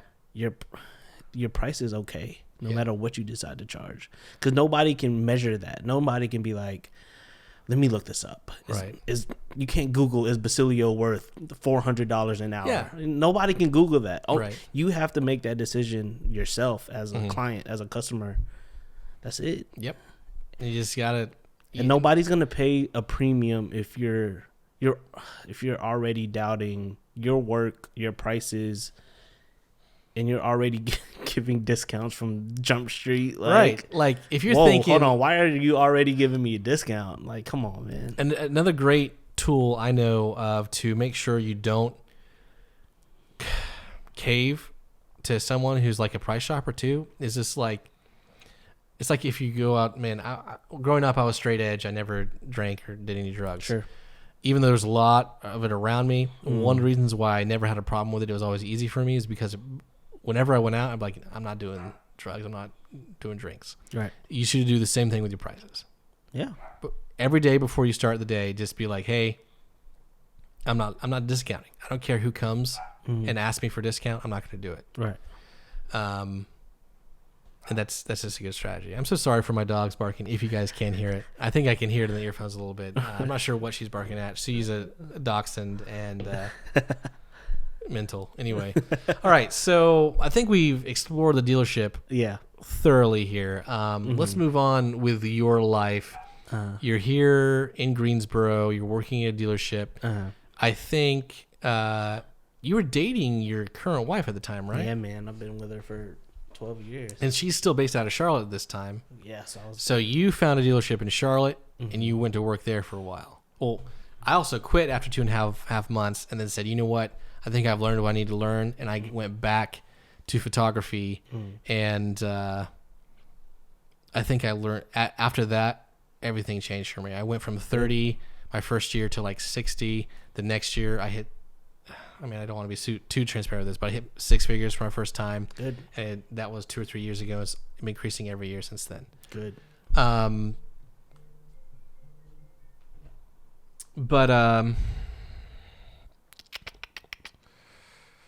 What happened with you? I kind of lost contact with you after that. So now is the time for you to continue the story. Man, so I got promoted to finance at so our dealership. Okay. I did it for 1 month. 1 month. 1 month, and I was like, dude, this sucks. Like, there was another finance manager who actually quit and went back to sales too. He was like an older guy. I can't remember who, but that sounds familiar. Yeah, he went back to Honda. Yeah. Like he went back to he went into the general manager's office and was like, "Hey guys, I'm quitting," and they all laughed. And he really quit. And then he's like, "No, I'm serious." And then he packed up his stuff in a box in his office and walked out. And they're like, "Oh." I think that's who I replaced. Oh yeah, that's who I replaced. And also the jerk manager, like everyone was recommending you, and the jerk manager was like, no, he vetoed it. Let me tell you a story. So you remember we had that 8:30 sales meeting every morning? Yeah, exactly. Yeah. So prior to that, there was a manager meeting at like 7:45. Right. So once I got promoted to finance, I used to have to show up to those. So I was in the manager meeting with that douche manager, right?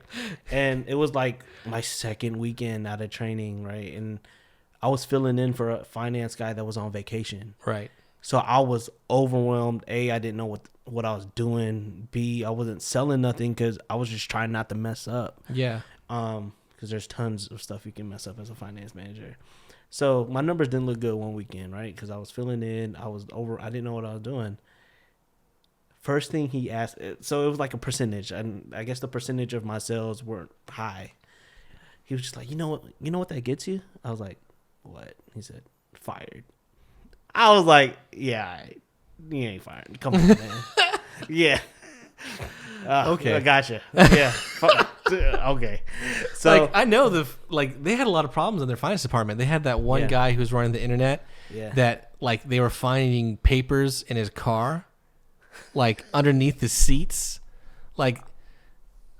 No comment. That was so bad. That was so bad. Like, how do you remember that? I forgot all about that. You don't understand how amazing experience working in that dealership was for me. Like, I was there. I was like, I need to learn as much as I can from this place, and I'm bouncing. Yeah. They were stupid to hire me. I can't believe I tricked them into hiring me. And the one jerk manager was like, thinking like, oh man, do you think you're ever gonna be successful here? I'm like, I had them tricked the whole time. Like, you think I'm obsessed here because I'm calling myself the Nissan guy? Because remember that? Yeah. Because I'm so excited to work here.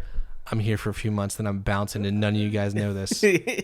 Like, I was only there to learn how to sales. It was so rough, man. It was so.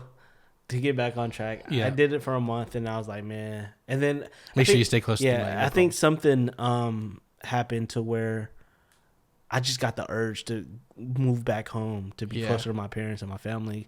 I think I was literally the only one here. So I moved here for college. So my fiance or my wife now, my girlfriend at the time was here because she went to UNC Greensboro. Okay. My best friend was here. His girlfriend, a bunch of other friends. Everybody was done with school. And moved back home. And I was like, dude, this sucks. Yeah. Like, I'm making decent. I'm killing it. Right. I'm making good money, but what am I doing? Like, I'm working my butt off, and then to go home, sleep for a few hours, then wake up back at 7:45. Yeah. Do it again, right? And I'm like, and then, honestly, man, when I was in finance, we used to have bank reps come by. Mm-hmm. Like, so you know how we finance with like all those different banks. So we had one bank rep come. And he sat in my office telling me about their program or whatever, just telling me why we should do more deals with them. Yeah. And then I was like, have you ever done finance? And he was like, yeah, man, I did it for 15 years. I said, why'd you stop? Why'd you stop and join the bank? He said, I woke up one morning and my daughter was leaving for college. And I don't know. I don't remember anything in between. I was like, what? I'm out. This is bank management. That was bank finance. That was a week. No, he was a finance manager at a dealership before he moved to the bank. Oh. So he was a car guy. Yeah. I said, why'd you get out the car business? He said, man, my daughter was leaving for college as I was getting ready for work one morning, and I don't remember anything before it. That was a week before I quit. I was like, all right, time to get out. That was eye-opening. That's true. I mean, that is the life story of everyone in that industry, though, too. I was like, man, and people enjoy that industry, though, and I big ups to them. Yeah. And different strokes for different folks, man. But for me, that opened my eyes, and I was like, this is not. I'm 20. I think at the time I was like 25, 26. I was like, man. What blows my mind let me get out. Some people will say, man, it's I remember some of them talking about like, yeah, well, you see that guy over there? One day you can be like him. He makes 6 figures. I'm like, there's easier way to make 6 figures. Yeah, like, 100% without putting in 60 hours a week. Yeah, sitting. You may put in some hours, but it'll be worth it. and you're not going to be doing sleazy Right. stuff. And honestly, to make six figures in any company, you've got to be making multiple six figures for someone else, and they're giving you a small cut. Right. Like, anyway. And then from there, I literally quit with no job lined up. I had a car payment, my lease in my apartment. I was about to move in with you, dude. That's right. My lease was up, and I was like, if I'm gonna move back home, now is the time. I literally went to work that day thinking it was another day at work. Yeah. And then at lunch I quit. I was just like, and sometimes then, you just know. Yeah, and my GM was like, "You serious?" Because I was so invested, man. I was so invested in the company. And was this the infantry guy or no? This was the general manager. Okay. And I love him, man. He was awesome. I'm in contact with him to this day.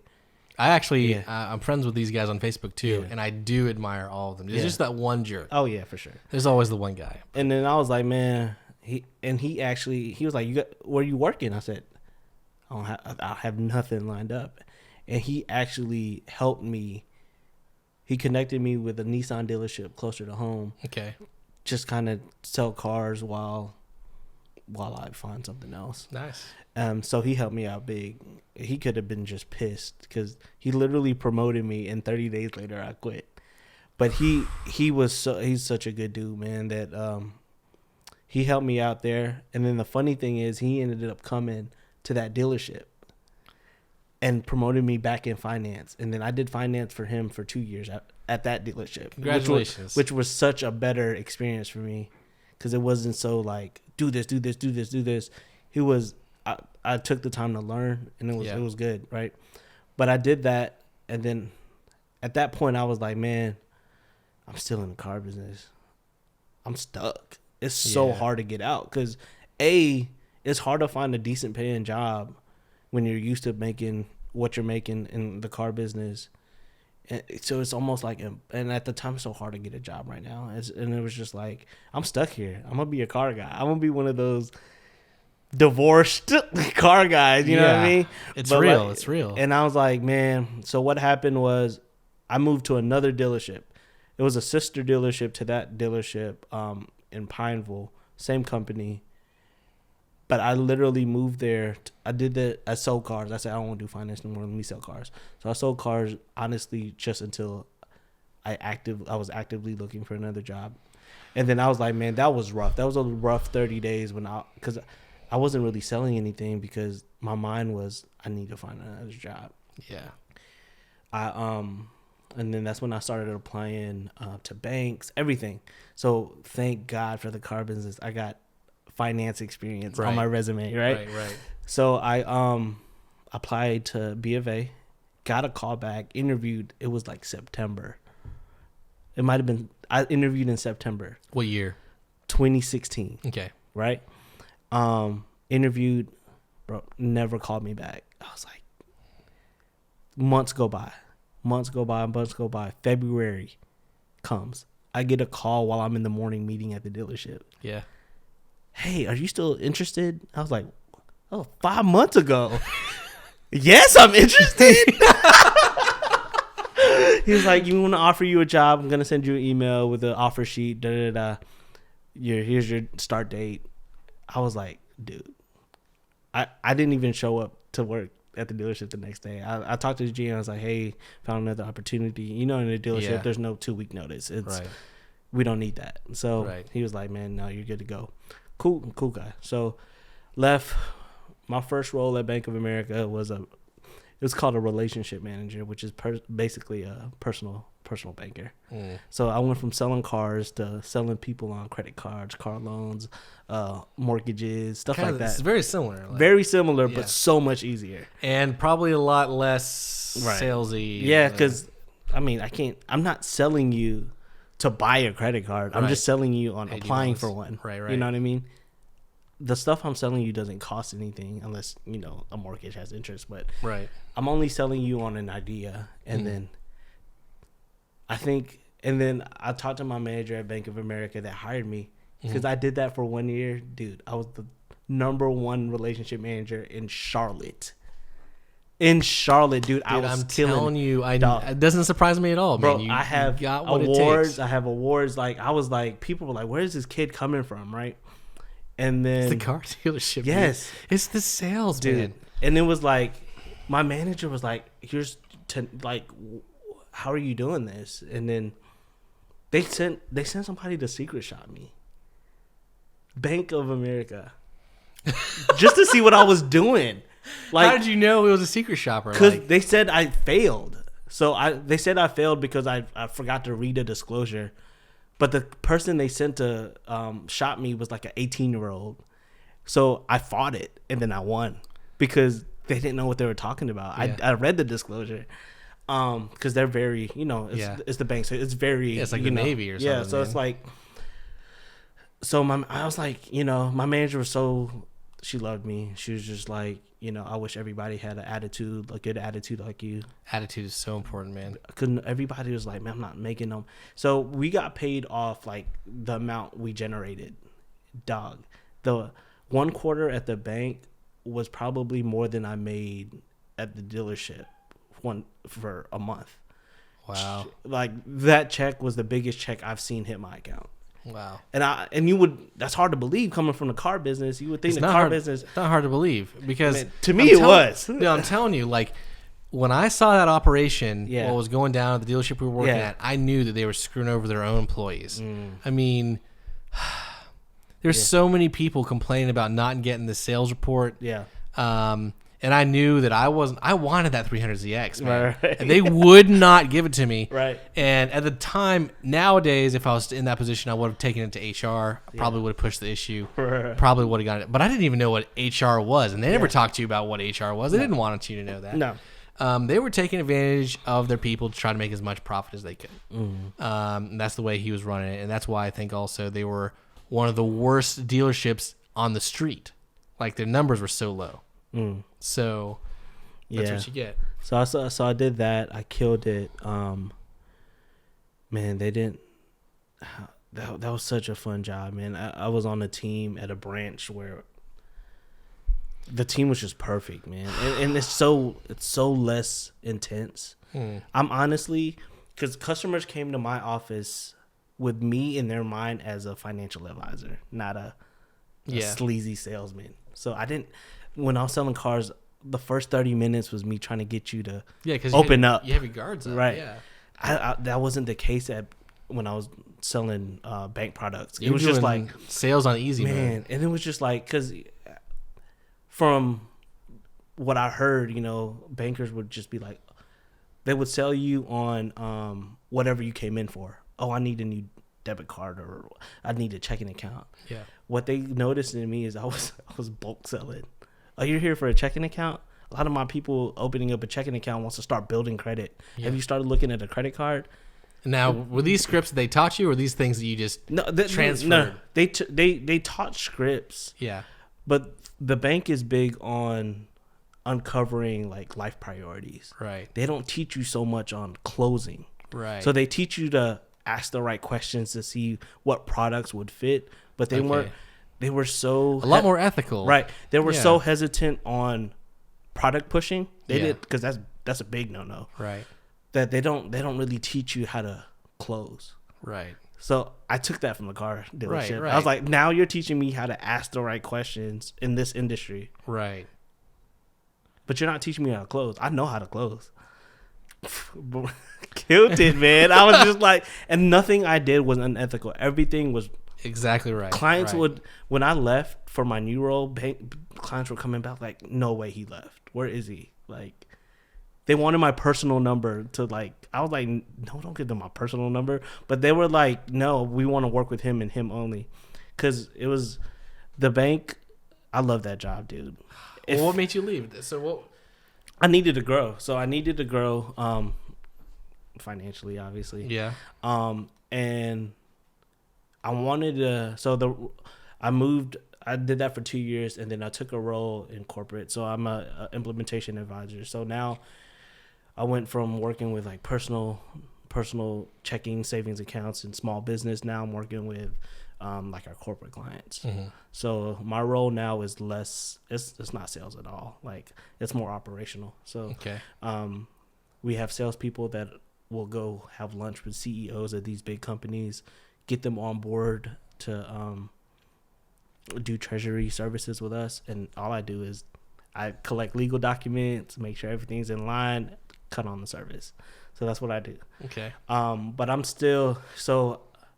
It's amazing how far you've climbed, especially being born in the Philippines and moving here when you were 3. Like, I talk to my wife and my friends all about it all the time. Like, how did I get here? Yeah. Like, what? What? Well, here's the thing too, because sometimes I feel like I'm doing well, Right.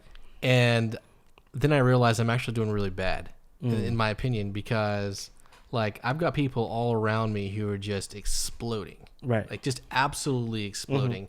In fact, someone who lives here in the neighborhood, who I kind of know and am friends with, has started a business, and they now have 28 trucks. Wow. In like 4 or 5 years. Huge. Like, so sometimes I feel like I'm doing good, and then I see this, and then anyway. But do you have friends in your group that are also exploding, or is it like you? Man, I think right now my group of friends are all. It's a win. It's a winning season for us, man. Just we're in a season of our lives where everybody's just on pace, doing well. Man, it feels good. And it's like we're not having to pick anybody up from from a loss. Everybody's just up right now, and we're all enjoying it, and everybody's jumping into new careers. I have friends that drove trucks are now software engineers, like crazy transformations, and it's like it's doable, man, and it's real, and you just see it, man. It's just you gotta want it for yourself. You gotta want it. Nobody can want it more than you. It's not gonna work out if you don't want it. Yep. You know what I mean? And then I think so. I did that. Now I'm in the implementation advisor role. So different. So when I first did it, it took me literally. I still don't know some of the stuff I'm doing right now. Now, what company is this? Still Bank of America? Correct. Okay. So I went from being able to hide behind my personality and my sales skills, and I can sell anything. Because you're super friendly, super likable. Right. Now I can't do that because I'm not selling nothing. Now I gotta sell my managers on the fact that I can stay organized, multitask, like real multitasking. Like it's crazy. The job now, it was rough, man. 6 months in, I was like, man, I don't know if I can do this. Because typically I'd be able to hide behind my sales skills. Right. I can't do that. I have to really learn how to organize myself, how to do this job, how to learn technical stuff. Because this job's completely different, man. It's just like so overwhelming. I've been in there 2 years. I could log in on Monday and get a request for something I've never seen before. So that's what kind of job it is, and it happens, and it's just frustrating. But then, like I said, I'm uncomfortable right now, or in my job right now, but I feel myself growing. So I know I need it. I need to go through this. So I try not to quit. Well, I'm not gonna quit, but I just feel myself growing professionally because I need this. I need to fight through this. And then the good thing about my job now, even at the dealership, is as long as I love who I'm working with and my team around me, that's the biggest difference. It's so important, man. It can make the worst job bearable, and you can stay there for 5 years. That's just the truth, based off on who you're seeing every day. Yep. I love my coworkers. I have a few clients that sometimes, every time they call, no offense, it's just like, right, yeah. And the people that are a joy to work with, I don't give them discounts, but like, and I think that's what's wrong with the country right now too. I mean, it's hard to enjoy life, enjoy what you're doing if everybody's hating on each other so much. Like, yeah, man. If you got a good crew around you and you enjoy being with each other, and it's interesting, like just being someone like you who's always bringing positivity, always smiling, always just fun to be around. It's hard to not enjoy life. Right. man, that's what I try to bring to the table everywhere I go, and then I think that's a common denominator that would come up if you were to ask any of the teams I was part of, from the dealerships I worked at to my position now at B of A. Is I'm gonna turn a stressful situation into let's laugh about it. Have you ever read Dale Carnegie's How to Win Friends and Influence People? I have not. No, you probably don't need it because you're natural at it. But I think naturally someone is I can have lots in common with somebody, but I can be the kind of person who finds what we don't have in common and argue about it. Okay. Come on. I see that 100%. Like I am, and I've learned that about myself. That's what I've grown. So I picked up that, and it sounds so like really How to Win Friends and Influence People. That's a pathetic title, but it's by Dale Carnegie, and it's an old classic book that I think was written in the 1920s. So it's almost 100 years old now or something, right? But it's just some basic stuff like, hey man, make sure you remember their name. Like, make sure you use their name, right? And remember things about them and actually listen. You know, yeah. Like you were talking about listening to listen, not listening to respond, right? And there's so many things you do naturally that, man, it is such an important element to your success. Not only your attitude and your work ethic, but thanks, man. When did the Bocce restaurant fit in all this? So first, Bocce is owned by me and my brothers. So I have 3 older brothers. So all of you guys are in it? Correct. Me and my brothers could never operate a business together. Trust me. I mean, it wasn't Perfect. always pretty Right. and fun and awesome. It's okay to say. I mean, yeah, it was rough, dude. Yeah. I mean, and running a business is hard already, but running a business with 3 other guys that have opinions, and it's hard, but especially when you're the youngest, right? But they, luckily, you know, they appreciate my opinion, and they're really opening to let me handle a lot of the business aspect of the business. Do they have good business experience? Like so their experience is all restaurant. Okay. They've never owned one, but they've worked. They started off as dishwashers to chefs, like real deal chefs. I think they each had at least 15, 16 years of chef experience each. Do they work at the restaurant? Mm-hmm. Okay. So they handle everyday operations.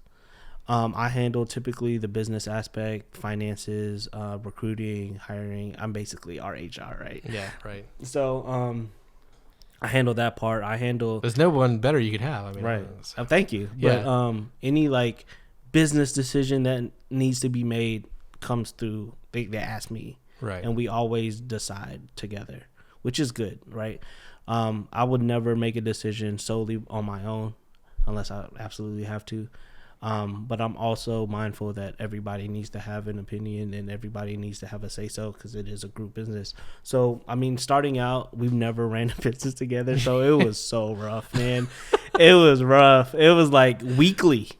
So we opened November. I mean, at least it wasn't daily. Right. It might have been daily. Yeah. November 5th, 2018 was our first day. Okay. Man, it was rough. It was like every week it was something. If it wasn't something, it was something else. It was like and then COVID hits. Surprisingly, we got busier. That's been my experience. In both my short-term rental and my photography business. Man. COVID, I don't know. I guess people don't want to cook because we closed we had to close our dining area for a little bit. Yeah. So we were like, man, our sales are gonna drop. First week sales were bigger than what it was even when we had our dining room open, and it's consistently increasing. And we're like, awesome. I'm not complaining. You know what I mean? So COVID hits and it's not really affecting us that much. I mean, if anything, it's actually increased our business, which I'm super thankful for. I'm surprised as far as your business has been doing it, how have you been with COVID? As far as how I've been handling things, and good. I mean, so as far as my work at the bank, I work for the bank, so I got sent home in March or April. So I've been home since, working from home. It's perfect, man, because I live in Midland, North Carolina, and I work in downtown Charlotte. Okay. So that's like a 30, 45-minute commute. Oh, man. So 30, 45 there, 30, 45 back. That's eliminated with COVID. Right. I log off and I'm already at home. It is so nice to work at home. I can go take a shoot at 5 o'clock. Yeah. Because if I log off at 4, I can meet somebody and do a shoot at 5, do another one at 7. Perfect. Right. So that's been awesome that way. My wife works for the bank too. My wife works for Wells Fargo though. Okay. She got sent home before I did, so I get to spend time with my wife. I bought a house in April. No, I bought a house in March. Congratulations. So thank you. So we're enjoying our house. Yes. We got 2 dogs. Yeah. So we're loving it, right? So COVID's been good to us lately. Good.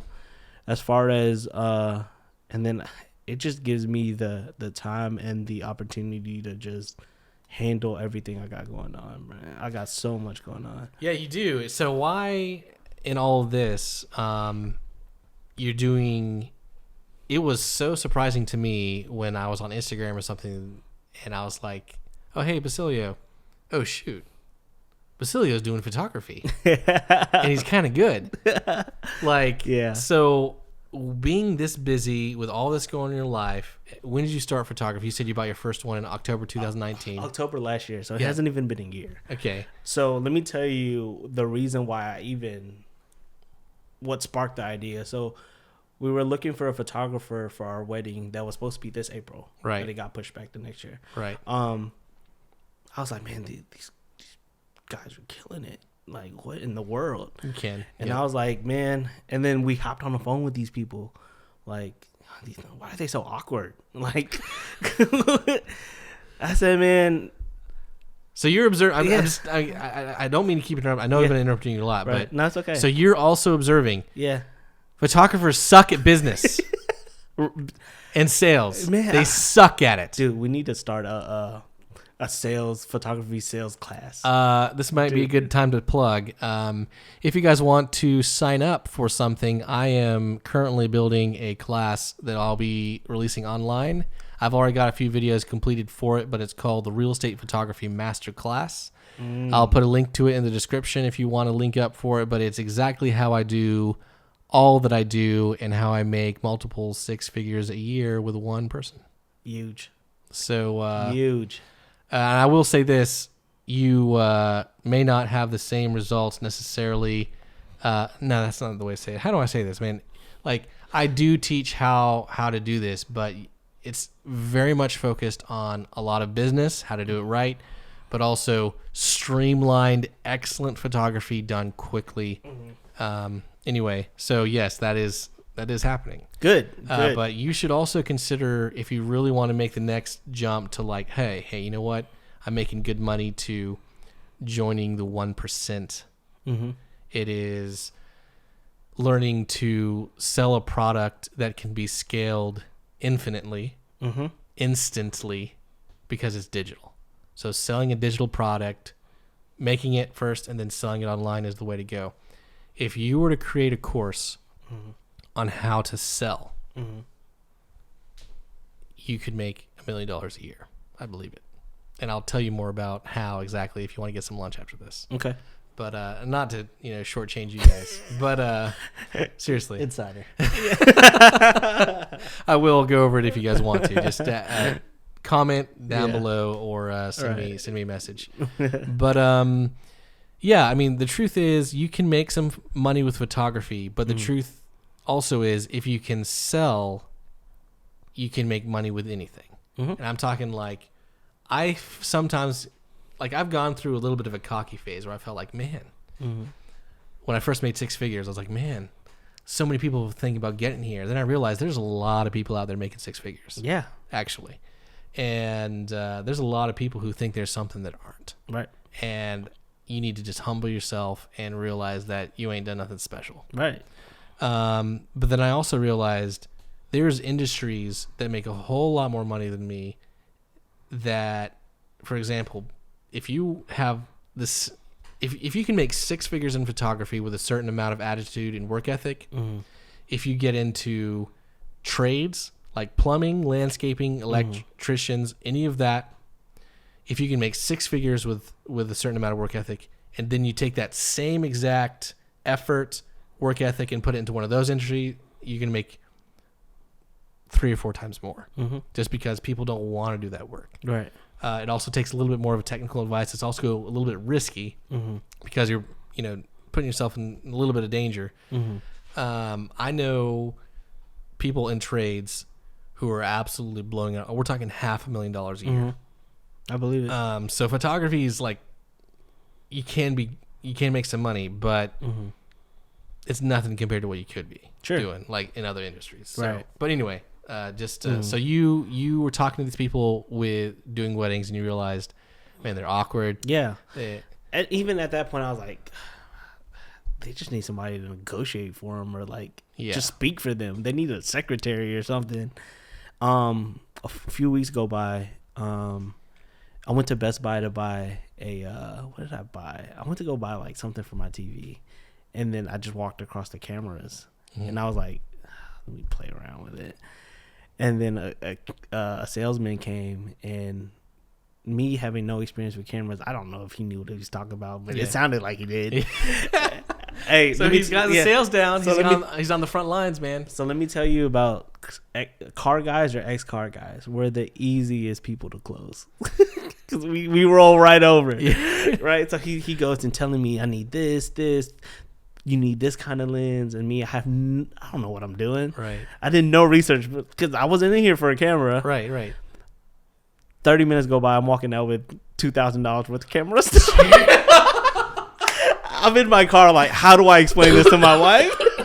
What do I say? Oh, man. Hey, babe, I got some good equipment for you to take better selfies. Right. So I was like, and granted, I didn't just spend that money. I spent that money not knowing how to work any of it. I'm just going based off what this guy told me. Dude. Right. So I was like, oh, crap. Now, there's probably going to be people getting pissed because there's some people who think you are real photographers. Yeah. This guy isn't a real photographer. No. I can guarantee you this. He's going to be blowing you out of the water being what you consider not a real photographer because he knows how to run business. He knows what clients like. And whether you like to admit it or not, he's got skills because I've seen his work. We'll put your Insta in the description as well. In fact, if you want to plug yourself, what is your Instagram? It's at Silio, Silio, shot it. No underscores, nothing. So at Silio, shot it. That's my photography page. That's where you're gonna see most of the work I produce and put out. And what kind of work do you like to do? So, follow? Man, to be honest, I do anything.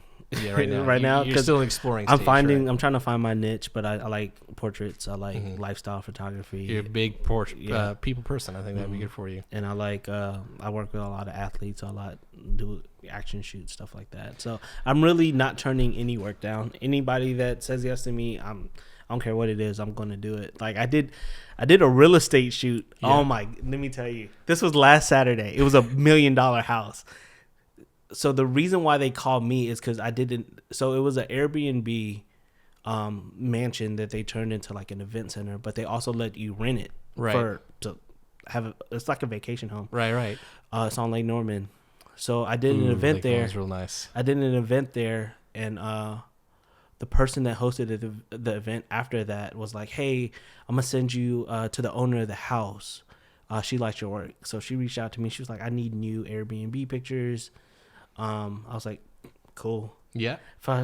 No idea what I was doing, right?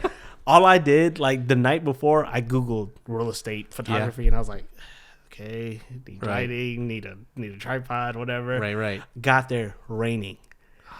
Oh my gosh. Raining. And did you not reschedule it? No. I said, whatever, let's do it. I ain't scared. So I got in there. It took me about 30-45 minutes to like fill out how I needed to do I had to use flash. There's I had all the windows open, all the lights open. It was raining. It was still really bad overcast. Most people, and that's one thing that I really was impressed because you got started early in photography. Lots of people are terrified of using off-camera lighting. They're just terrified of using it. You dived right into it. That's complicated stuff. Got to. Good for you. So I used the flash, and I was like, these are be all right, whatever. Yeah. So I went through the whole house, and I was like, man, I was like, how am I gonna do this in post? I was like, Yeah. because she was like, I don't want any dark spots. I was like, all right, whatever. So Right. me confident, like, yeah, no problem, gotcha. So I'm over here taking a bunch of pictures. Fake it till you make it, man. Right. So I took it, got home in post, put it in. I used Lightroom, and I was like, I just played around with it. I don't know how I ended up with the images I ended up, man, and she loved them. She's happy. Hey, I'll tell you this. I'll tell you this too. Really important key to making sure the client is happy is making sure they are feeling good about the shoot when you're on the shoot. 100%. Because if you make if you're trying to if they feel uncomfortable or if you make things awkward during a shoot, even if you deliver phenomenal photos, they're not going to like the photos because they had a bad feeling during the shoot. Right. So making them feel good. I haven't seen your images. I'm not sure if they were fantastic or if they were sucky. But if you make a client feel good at the shoot, even if your images are a little bit subpar, they're going to be happy with them. No, I agree with that statement. 100%. Super important. And she loved them. 2 weeks later, she called me back over for another event at the house. I'm like, man. And just from that one client, I've already, did more than what I expected to do. You know what I mean? Nice. And what I've learned about photography and the business is it's all about, it's really based on referrals. It's like selling cars, dude. I'm not sure if you listen. I'm not sure if you've listened to the other podcast, but forgive me if I'm repeating myself. I am really good at hacking algorithms. Not literally like hacking algorithms, but figuring out algorithms and taking advantage of them is essentially what I'm good at. Because, man, I've been a lot. Anyway, so on certain keywords here in the area, if you look up, drone photography, commercial photography, I am the first one that comes up. Nice. And it's not just because I've got cookies on my computer that give me those results. I go to a computer I've never been into, look up drone photography, I come up. Nice. Because I know what I'm doing. I get like one lead a month. Right. That kind of thing. Right. All my business comes from stuff I've learned in the car sales business where I'm calling people up, where I'm working leads that or clients that I've already sold to and asking for referrals. So if you're looking, hey, how do I get more clients? That is how in every industry, in every place across the country. Don't give me excuses about, that's not how it works in my industry. Shut up. That attitude is going to make you fail. And let me tell you why you want those clients. Yes.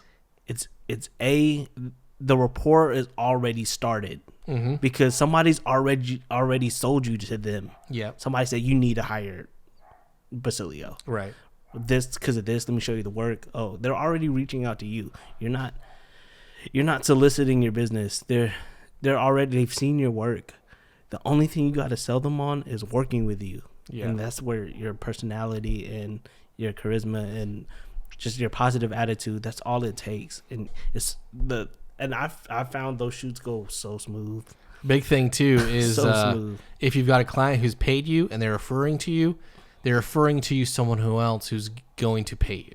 100%. Like that's the important thing. That's also why I really try to shy away from free work, because when you do free work for someone, they're going to give and refer you to their free friends. Right. So you really want to.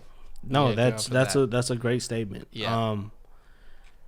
So I think just don't be afraid to jump out into something you've never done before, man. That real estate, when I was like, I thought about giving you a call, but I was like, man, let me just jump right in. As long as you are not in my immediate market, I'm happy to help. Yeah. Especially because you helped me out so much, man. Right. So give me a call. I can give you everything you need to know in a few hours. Cool.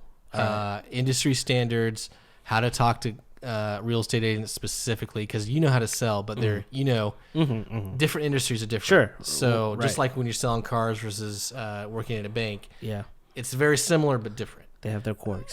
So there's some things they want to hear. There's some things we're looking for. I can tell you exactly what they're looking for. And the only problem you would have is with daylight savings coming up and you working a full-time job. Yeah. So and I don't push that, man. You could do a lot of twilights though. Right. That's true. I don't push real estate photography. If it presents itself, I'm not gonna say no. Yeah. But yeah, that's just an example of me jumping out and taking something I've never done before. But Yep. I do like to do portraits a lot, sports. I like stuff like that. Yeah, man, that's pretty much the core of my photography. I think right now, at the beginning of it, I was just trying to make as many mistakes as I could. Yeah. Just because, so I learned that, man. I gotta learn, and I learn from mistakes, and I learn from being put in an uncomfortable situation because I did it to myself to make sure I don't want to feel this feeling again. Let me correct it. Right. Funny story. I shoot a few of the Carolina Panther players back at home, and That's quick. right, Like, so, that's big. and that's just nobody referred me to them. I used my cold call experience. So what I did is I drafted this paragraph on Instagram. I blasted it to the whole roster, and I was like, man, this is a shot in the dark, but let's see. 3, 4, 5 people actually responded. These are real players, blue check marks on their profiles and everything. I'm like, okay. You guys listening to this right now? Yeah. So I got and I was like, man, if I can get one to bite, that's all I need. I just need one bite, one bit. So one was like, hey, yeah, sure. And I offered them, because all that's gonna do is help me. So I was like, I'll do your first one for free. If you're gonna do free work, do it for work that's gonna help you. Right. You know what I mean? Yeah. And build your following and somebody that has. I don't mind doing free work for somebody that has. If they're a Carolina Panther, Yeah. they got 100,000 followers. I Yeah. get it. Right. But if you've never heard of this person and they think they're Ron Right. Burgundy, people know me. Yeah. Like, No, man, So Yeah. I did one. My first one, I said, I was nervous. I was like, I gotta knock this out the park. So Yeah. it was during the off season. He gave me access to the gym he was working at. And he was like, meet me here. I gave them your name at the front. You'll be able to walk right in. Wow. So it gave me access. So first time doing this, I go in there, super nice guy. And then he put me in perspective of how old I am. He was calling me sir. I was like, how old am I? dude, you're 27. Wait till you turn 30. I was like, When I turned 30, I actually had a little bit of a my life's over type of for a few months. I was like, dude, this is a Panther player. He was really good guy. Calling me yes sir, no sir, real good guy. He said, man, I'm just gonna work out. You do your thing. So I was firing him off, getting great shots. Like I was looking at, I was like, oh man. Now we've been talking a lot of business. I can ask you a little bit of creative stuff. When you're shooting, are you doing off-camera lighting for this? Or are you doing natural light here in the location? So I'm doing natural light just because I had no time to prep. Right. Yeah, that's fine. Yeah. I'm just out of curious. Mm-hmm. I never believe one way is better. There's certain situations, certain absolutely. You got to adapt. Different tools for different jobs. You have to adapt. So I didn't have the ability to do all that. So I had to use the lighting that was there, and it sucked. Yeah. It was like 6 o'clock. It was getting dark, and we were indoors. So I was taking these pictures. Hey, I knew that was going to happen because I've got a battery to go. All these are plugged in, but let me replace that battery. Okay, You keep talking though. Yeah. So I take these pictures and I get home. So my workflow is move all the images from my memory card to an external drive I use. So as I was exporting them into the external drive, something glitched, something happened, and it just stopped. So I was like, okay, let me plug it right back in. Plugged it in, all the images were corrupted. You remember me reaching out to you about that? Oh, I do not remember you reaching. I get a lot of messages. Sorry, Man, a lot of people asking me about that. It was corrupted, and you're the one who told me, "Are you formatting?" Oh shoot! Okay? I do remember that. And I was like, "What's formatting?" And I was like, "What? What is formatting?" And then, and you explained it to me, and I was like, "Yep, definitely not doing that." Dude. And then I was like, well, now what? This was my first Panther shoot. This was gonna open the door for me. So I ended up having to buy a program. It was like $150. Um, All right, I'm back. it was $150, and what it did is, I guess, it just fed through all the files, and it brought them back. Yeah, it read the. We don't need to get technical. Yeah, with that. but so But it it worked. recovered the files, Oh my yeah. gosh! So I stayed up till like 2 a.m, freaking out. So I got them done, got them edited, sent it to him in the morning. Boom. So I took those pictures and went back to the few Panthers that were iffy, that were like, I was like, hey, I just shot your teammate. Yeah. Check these out. They're like, oh, you're legit. See, and that's Boom. what I'm talking about. Getting a paying client, using referrals, but working the client you just had to get to his circle. That's it. And we're talking about a Panther here too. And then it's like, and they're expecting, like, trust me, they expect like people to just do anything for them. Right. But these people are normal. Like They are. and to me they're very down to earth, and to realize they were so much younger than me, I was like, man. I've worked with some football players as well. Yeah. I did I'm forgetting. I can forget his name, but he lives up here in North Carolina, and he runs a nonprofit. I did a video for him and his nonprofit. Nice. They had some Panthers up there. Nice. Jonathan Stewart. Yeah. But I was actually surprised I thought they would be a lot bigger football players. Oh man, these guys are huge, man. The guys I take pictures of are I don't big. know. I'm not sure why. Like, some of them were really big, but some Yeah. of them were like, oh shoot, you're pretty skinny. Like, the tall and muscular, but Yeah. a lot leaner than I thought. Yeah. I was like, when I saw him for a person, I was like, oh, okay, wow. Yeah. All right. Anyway, that was just my first impression Right. with it. All right. So you took the images that you had edited and you sent it to the rest of them, and you got more business from that. More business, and it's like it keeps going. I mean, it slowed down now just because they're in the season and Right. they're playing and Yeah. practicing. But I'm planning on doing the same thing next off season, and then same thing with the Hornets. Yeah. Man, I think my approach to that was, if I'm gonna take myself to the next level, no one's gonna help me do it. You gotta do it yourself. You gotta put yourself out there. Don't be afraid to look stupid, because if you do, so what? You know what I mean? This is what I'm talking about. There's so many creatives, and also who could do a good job, probably could do a better job than you, technically. Yeah. But the reason they didn't get the job is because they didn't show up. Right. They didn't also think of getting there. Right. Like, and this is what so many creatives are missing, man. You gotta put yourself out there. But by the time, too, that they think of getting to you, you're also going to have improved. You're also going to be doing top-tier work. Yeah. You're going to have built relationships. And by the time another creative who feels like they're more elite or whatever can do the job better, it's going to be too late for them, because they've Right. built a relationship with you. You've learned how to do it well. Yeah. And their product is no longer that good anyway. Right. Because you're doing it. Man, I think with my work, honestly, like I said before, there's tons of photographers better than me. I'm sure. And I live in Charlotte. Like, dude. you're a beginner, so I'm Yeah. not going to say that you're the best I've ever seen. Yeah. But you get it. You will do well. I think there's. I'm not going to be sitting here and tell you what you need to do better because you've got your own style. But there's a lot of things that you immediately understand. Like, you're getting your focus. You're hitting that. I'm not sure. Let's talk a little bit of technical photography stuff. Have you already learned how to point focus? Yeah. With that, so that's really important. I mean, I've talked with people who've been doing photography for years. I'm like, man, you're doing autofocus. It's not select a point on the screen. Where do you learn most of the stuff, by the way? I attended the University of YouTube. I did 4 years at University of YouTube.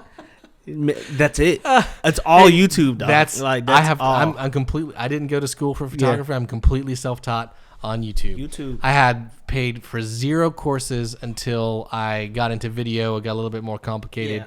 And then I bought a video course. But I've only bought one video course. I told you earlier, I went into Best Buy and I walked out with $2,000 of camera stuff, not knowing how to work any of it. Right.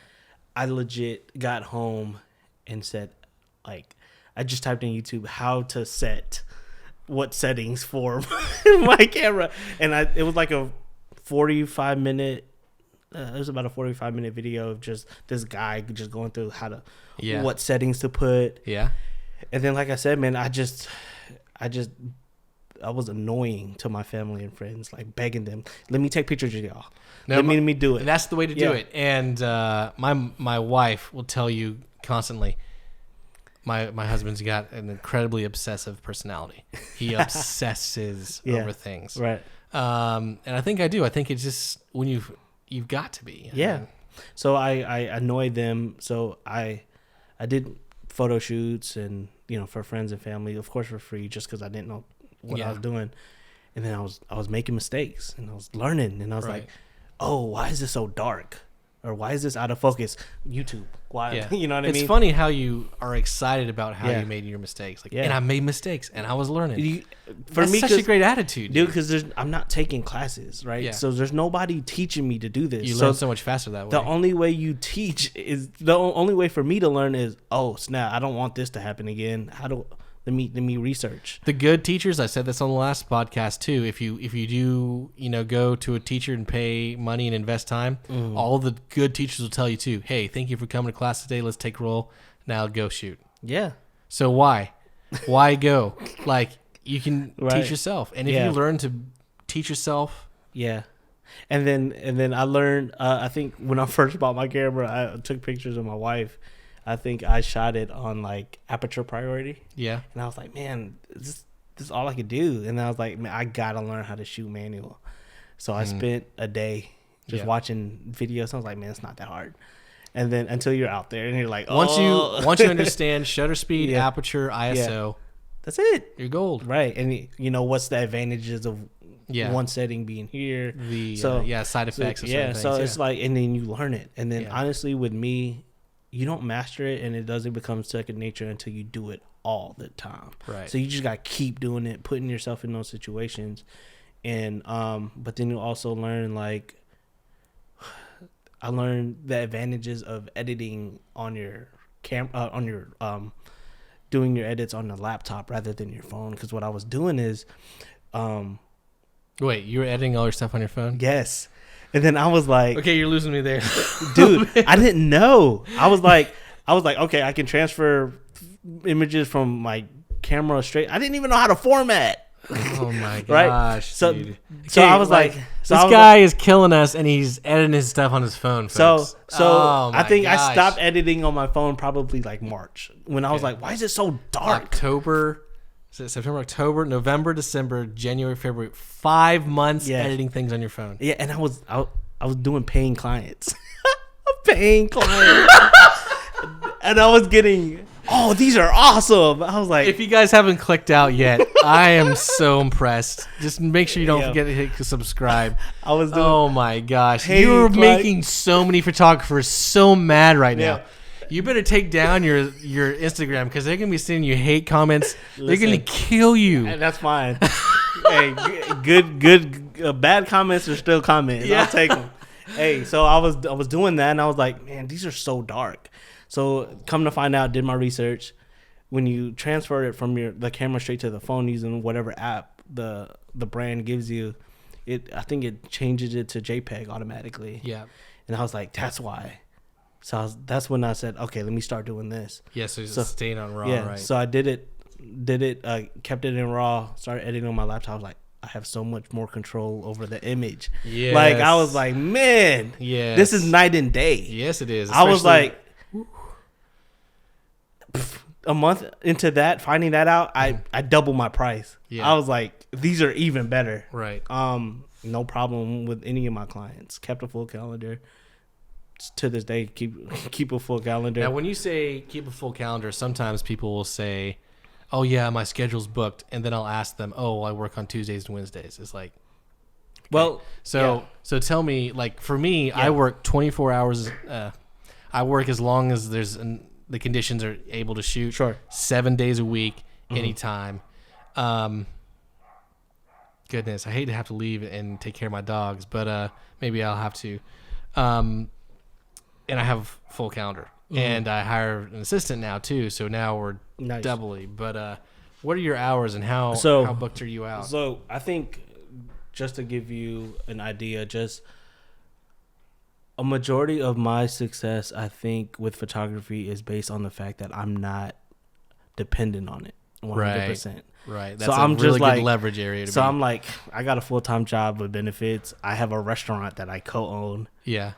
Let me just do this as a hobby. Right. Any money that I can make on top of all the stuff I got going on is a win. Yeah. Get some new And, shoes. yeah, and the fact I'm like, okay, I'm making really good money. Yeah. So I'm not begging for work. I'm not over here like stressing over photography work. You know what I mean? So to me, a busy schedule. Like I said, I get off work at 4:30, 5 o'clock every day from the bank.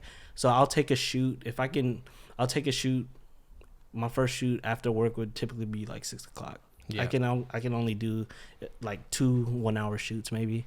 Now, what do you charge for your shoots, if you don't mind? Right now, I'm at $120 an hour. It's not bad. $120 an hour. Not bad at all. It's not. And if you're thinking about where my standpoint, it's easy money, and it's $120 an hour I didn't have before. Yeah. And no, I mean, honestly, some of my lower packages back in the day when I was making 6 figures was $125. Now I charge, my minimum is $174 for just like something that's like super simple. Right. And then I have some packages that are over $1,000, right? Yeah. But like that's solid money. Because if you think about, if you break down your numbers, guys, so you know this, if you break down, let's say I want to make a 6-figure salary. You break it down, you need to make, what is it? $8,333 a month, right? And then you break that into, okay, well, how many 4.33 weeks average in a year? Learn that. A car business, yeah. And then you break that down. It's like, okay, so that's like $2,000 a week. Then you break that down the day. What you need to be making is between $300 and $400 a day. Right. So charging $120, if you can get 3 shoots in a day, you're making 6 figures. Right. And it sounds like you're making 1 to 2 shoots a day. Yeah. So and then granted, I do take some days for myself. Yeah, my wife would be like, she hates it. That's the one thing she hates about photography is it's taking away my free time, which is fine. I mean, well, at least you're spending time with her. Yeah, I mean, she's gotten some good pictures out of it. Yes. So yeah. So has she shifted? Because I'm gonna be honest with you too. My wife also hates taking pictures with me. No, she doesn't hate it. She doesn't hate it anymore. She didn't hate it to begin with. Oh, okay. I hated taking pictures of her when like we were in college. She was like, "Can you take a picture of me for Instagram?" Yeah, I was like, hated it, and I was like, "Don't you wish I had my camera in college? You would have loved it." Yeah, it's a good thing now, because otherwise maybe more guys would have been interested. But That's true. That's true. Hey, listen. So, yeah, and then my Saturdays, I typically do 3 or 4 shoots on Saturdays. Like right now, like my market, I mean the most, unless it's an event, the most I'll get for one book is like a 2-hour shoot. Yeah. That's just my market. That's just my niche right now. Yeah. And don't apologize, but there's nothing wrong with that. You're doing better than what a lot of people. I know people who have been able to do what you're doing for a long time, but they've just never gotten the guts to ask. Yeah. Or to demand it. Like I've talked to photographers who are like, I just don't feel like I'm good enough because they're insecure. Because they're insecure. That's what it comes down to. They say, so I don't want to charge unfair prices. What's an unfair price? If they're willing to pay you, it's a fair price. Yeah. Right. So I just charge, like for gas. So they literally do $20 shoots. Or like $30, $40 shoots maybe. And it's just like, I wouldn't even get out of bed. It's just like, no, it's just like, you don't understand. Like, people have to understand that also, if they're willing to give you an hour of their time is a lot more valuable than money. 100%. If they're willing to give you the time of day and sit with you for an hour, they're willing to at least give you $100. Right. Like, I think that's minimum, man. I mean, right now, I started off like when I was editing on my phone with $50 shoots. And I think that's fair right now. I didn't know how bad it was until you laughed at me for 10 minutes. Oh my God, dude. So I guess 50 an hour. I didn't know that was price. Real. I thought that was like, I was using Lightroom Mobile. When Adobe came out with that, do you know how much flack they got? Dude, I don't know. I was like, sure, it's Lightroom. I will say this though. Full disclosure. Yeah.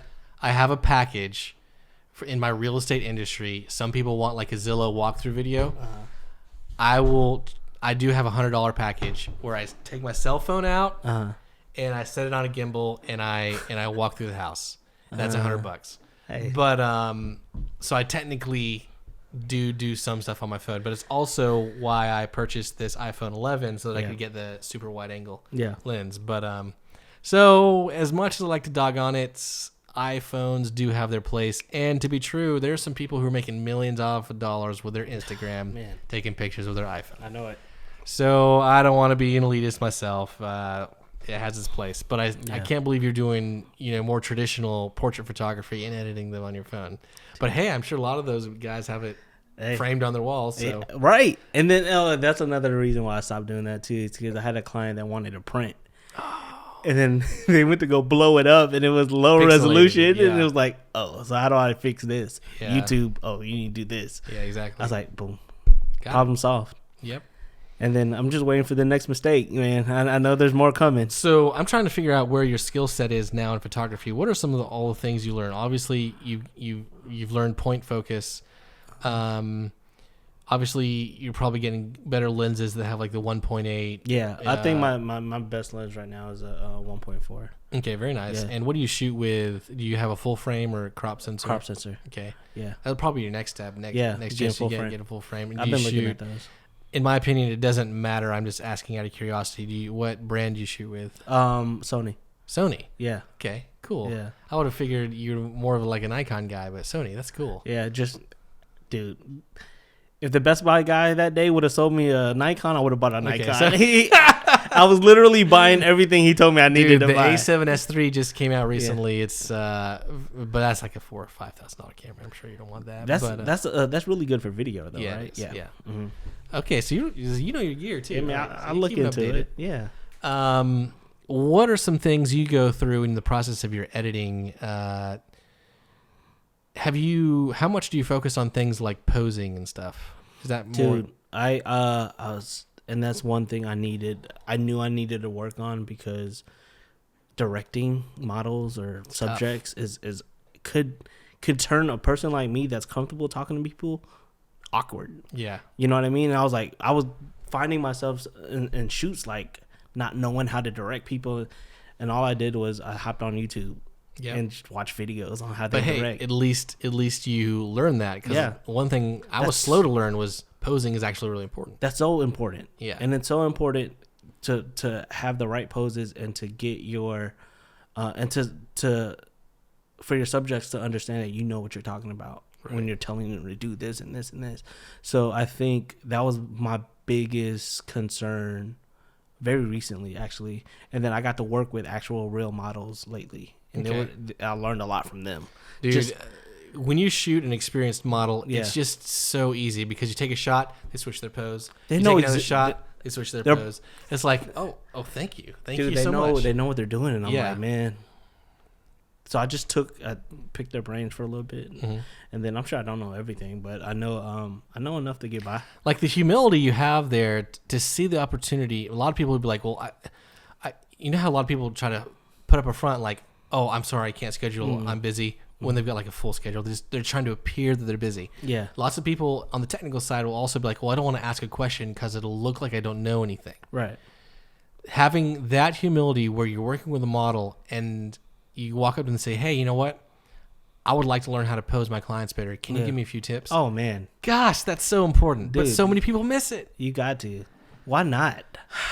Why not? Because people are afraid of looking stupid. Dude, if you have that opportunity to pick the brain of anybody that could progress your business or your skill set, man, jump all over that. God, dude. Jump all over that. This is why I love you so much, Basilio, man. Like, oh my gosh. All right, on the editing sides, what are some things you like to do when you're editing a photo? So obviously you'll import it to your thing. What are some of the first things you do to an image? So an image, man, I like to first the exposure. Really, it just depends on what kind of shoot that was. I like really moody pictures, really dark, moody pictures. But then I've also learned within the year that I was thinking any picture could just be moody, and that's not the case. Yeah. Like, it really depends on the in camera, on how you took that shot, as well as just the shot itself. And I'm like, man, you're talking about things you like to do your images. You're talking about exposure. Yeah. Talking about changing the mood.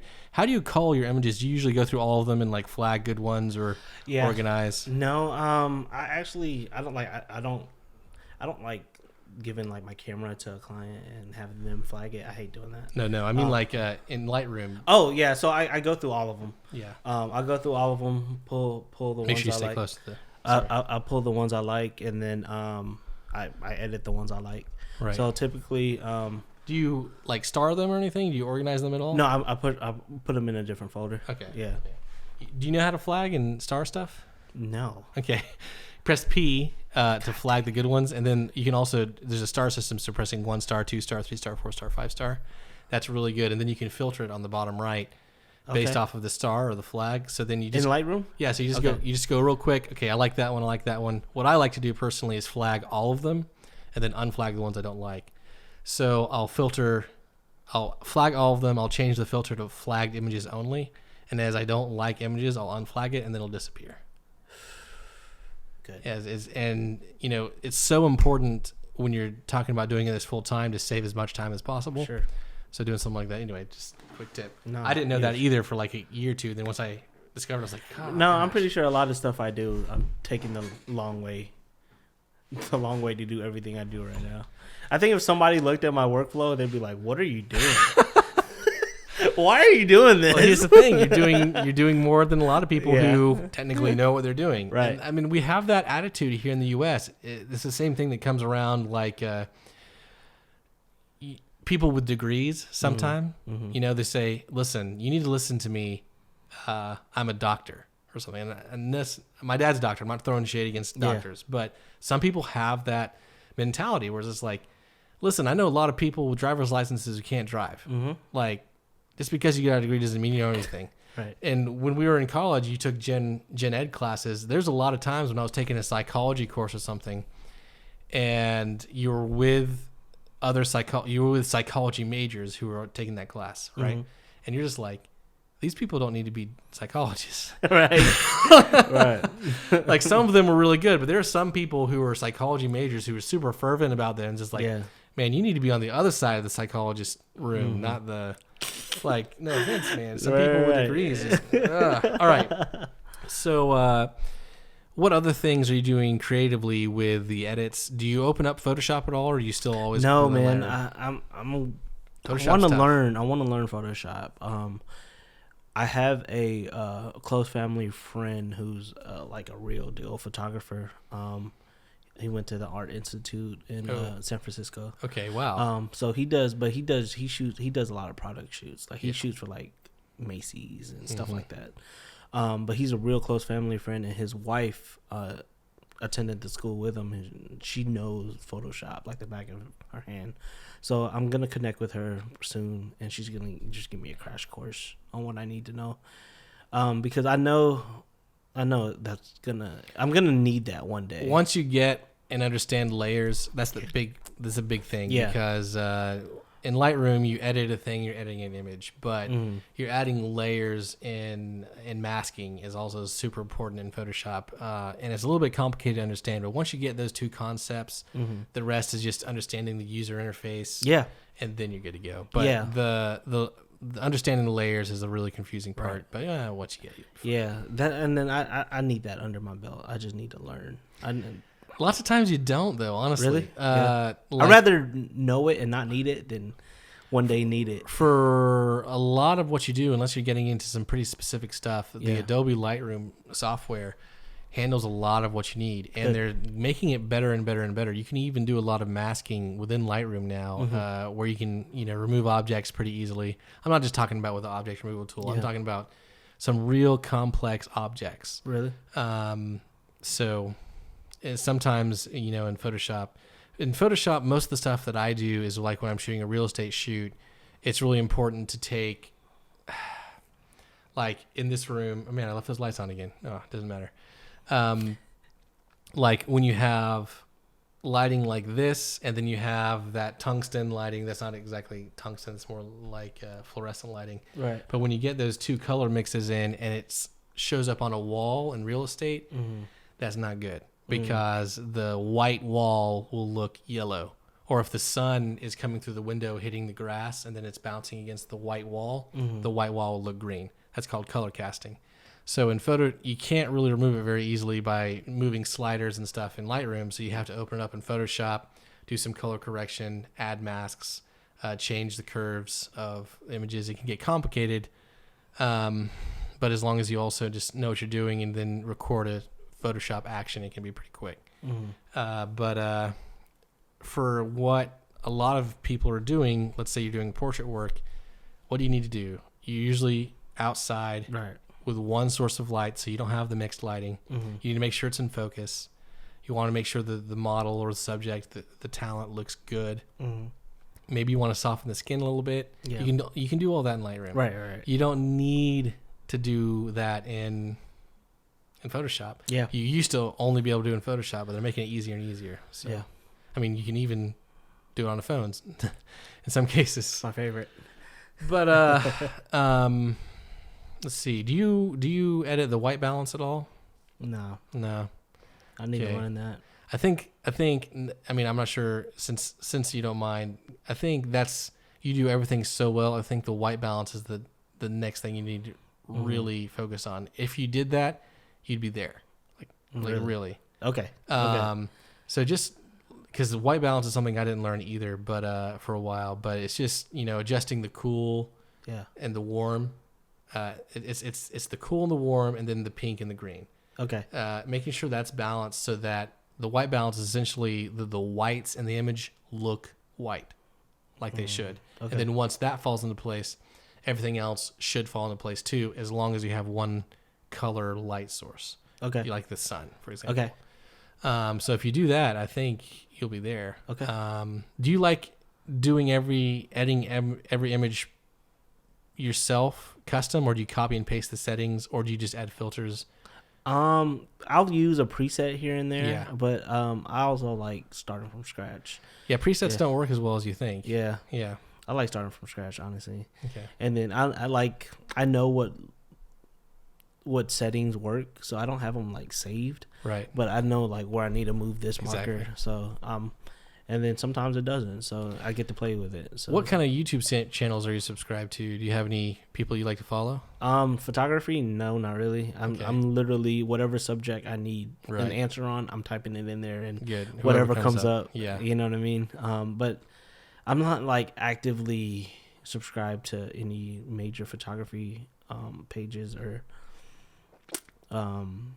channels on YouTube, but whoever comes up, like I see the same ones coming up every single time, no matter what the subject is. Yeah. But not I couldn't name off who I'm watching. I'm interested because when you're in your first year of photography, it's interesting to see someone who's entering the industry for the first time, what names are introduced, what names are familiar with them, because there's obviously some influencers in the industry that are huge. I'm just wondering who's actually getting through, who's old now and who's appealing to the new one. That's all. Got it.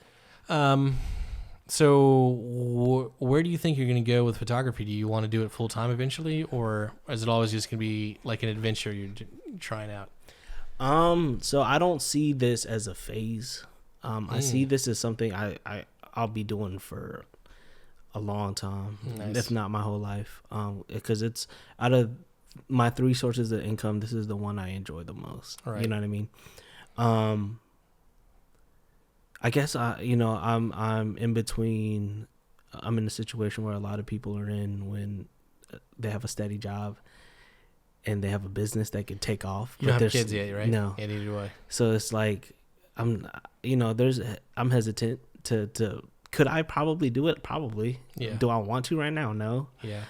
Do I need to right now? No. Yeah. I think my balance on commitment to photography is perfect where it is right now. I think it's perfect where it is.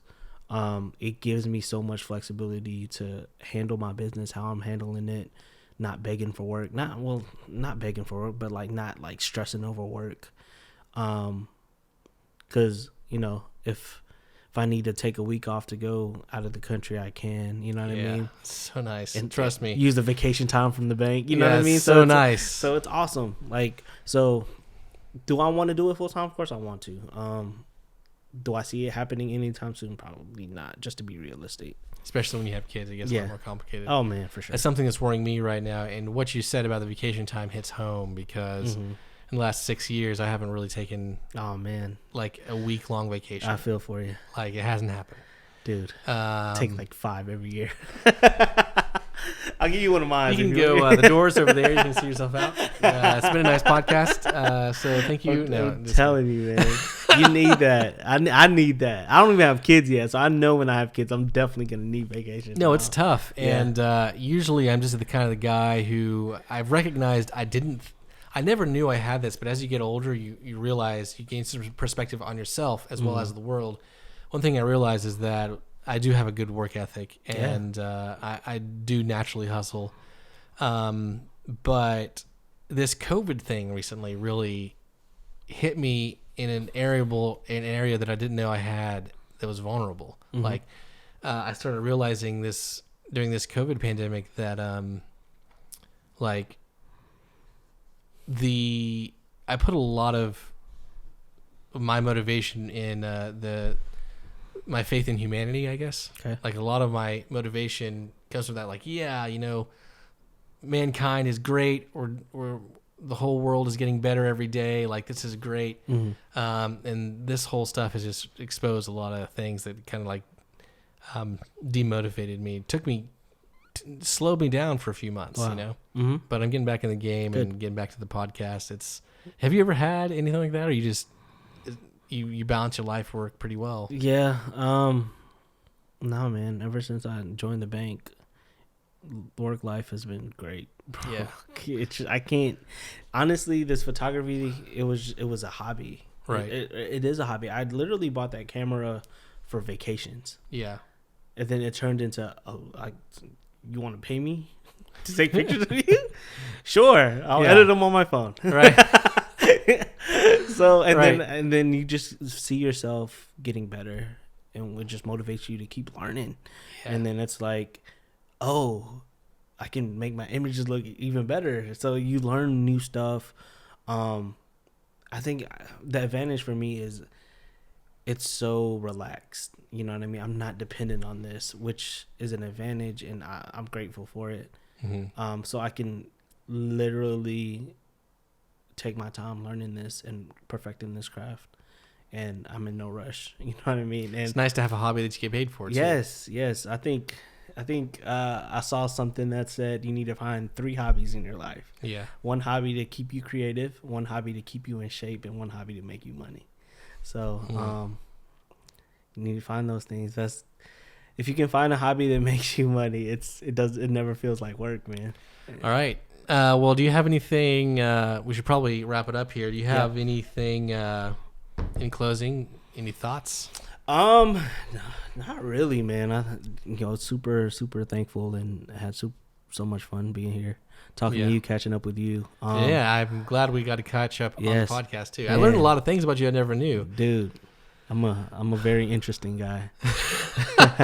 Man. I hope everybody that sees this is inspired and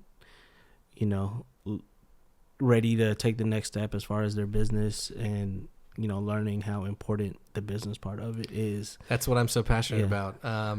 There's just so many people out there talking about creative stuff, and they never even mention. I mean, I can't tell you how many YouTube channels are out there. I mean, how to do the technical stuff, that's important. But when it comes to business, it's just not there. No, yeah. And I think viewers, whoever sees this, needs to understand that that's huge, man. If that's not just as big as the technical part of the art, then you got to learn it. And a lot of the business part is self-taught, as far as it's your work ethic, it's your attitude. All that stuff is it has to be in you. And I'm not gonna say it can't be taught, but you gotta fight your own bad habits. You gotta change your attitude. Yeah, like like that one salesman, D. Yeah, my guy. I mean, honestly, if he had just changed his attitude. Nah, I don't know, man. I don't know if that's enough. I don't know. To this day, I think he's still sitting in that red chair. Ooh, that was I don't like think he's got enough. that was poetic. Yes, That was poetic. man. How that manager said that to him, it was so like smooth and relaxed that I was like, it didn't hit me. I was like, oh, that's hilarious. I stepped away and then realized how funny it was. Yeah, I'm not sure if you know, but I still go back to the dealership every once in a while just Do to you? see around. And there's some still people Oh, that yeah. we used to work with that I'm still sure. work there. Yeah. And I learned that the guy that we didn't like. Oh, first of all, a few months after I quit, the whole entire sales staff walked out on the dealership, except for like a few sales guys, Why? because they're so fed up. Really? Did you not know this? No. Okay, this is my happy ending. Oh man, yeah. And then after that, the manager who was just he's honestly mismanaging. He was a jerk. He got let go or got fired or something. I'm not sure if he quit or something, but it was coming for him. I believe it. And I think he does have a new job somewhere. But I also, like a year ago, was out getting some Japanese food at Tokyo Grill. Do you remember Yeah, that I remember that place. Okay, Yeah. Tokyo Grill. And I saw him there. No. Yeah, I flexed on him hard, dude. Did you? Because he was the kind of guy too who would always talk to me like, "Man, you're never gonna get anywhere." I'm like, Yeah. "Who do you think you're talking?" I was the kind of guy who wasn't like D. I was like, Yeah. "Who do you think you're talking to exactly?" Right. Like, Yeah. I'm gonna be so much like I wouldn't say that, but in interior, I'm like, "Trust me, buddy, I'm not stopping here." Like, Yeah. you have no idea why I'm here. I'm just here to learn how to do sales, and then I'm out. Mm-hmm. But I showed him my short-term rental, and he's like, "Oh," he knew I was flexing. He was like, "Oh, I'm really glad for you." I'm like, "Yeah, what you doing these days?" He's like, he didn't give me an answer. I was like, "Have a good night, man." Like karma. That's funny. And I don't want to wish him too bad because I think he's back in his game. He found somewhere that works for his style, I guess. But that's my happy ending with that story. Yes. And I'll try not to bring up the dealership too often, but I'm telling you, I learned essential business practices. The photographer that told me to learn those essential practices was right. And the cool thing is you can learn those skills, I think, in any sales environment. You just got to go find a sales environment. Yeah, but I think car sales is intense. Yeah. So it's like on steroids. Yeah. Like it's like Vietnam front lines. It's you just you go do it for a few months. You'll see why. Yeah. Yeah. It's You'll never be the same. I think you learn more in car sales than in college, man. Honestly, for me, I think I learned more in car sales. Easily. In the 2.5 months I worked there, I learned so much more. Just not just sales stuff, but like how to just everything, personality, how to approach situations, how to change your mindset. You learn all that in the car business. Yeah. It's not just sales. You learn like lifelong. You also lessons. develop some thick skin. Oh man.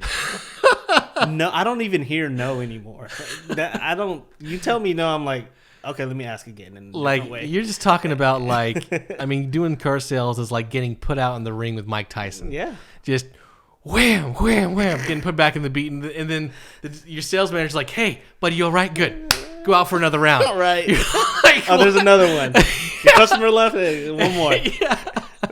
Dude. It's good. Well, I really enjoyed having you. Thanks, man. Plug all your pages one more time. Yes. So my direct photography page is at Silio SILIO shot it.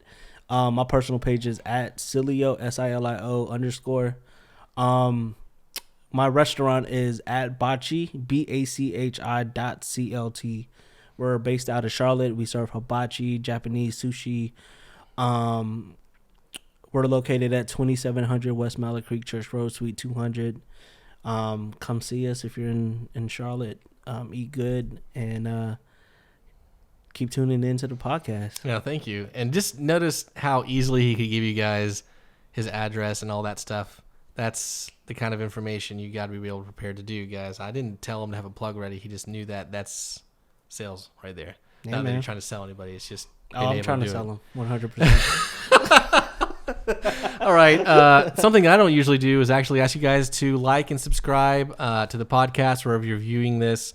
We do have it on YouTube. We have it on Apple Podcasts and Spotify. But on my YouTube channel, I also I also put out a lot of tutorials that are mostly business based. I don't do a lot of photography tutorials. So if you want to look at that, learn some business from another photographer, check out Jonathan Corbett YouTube channel. And thank you very much. And with that, I guess we will sign out. Thanks, Basilio. Thank you.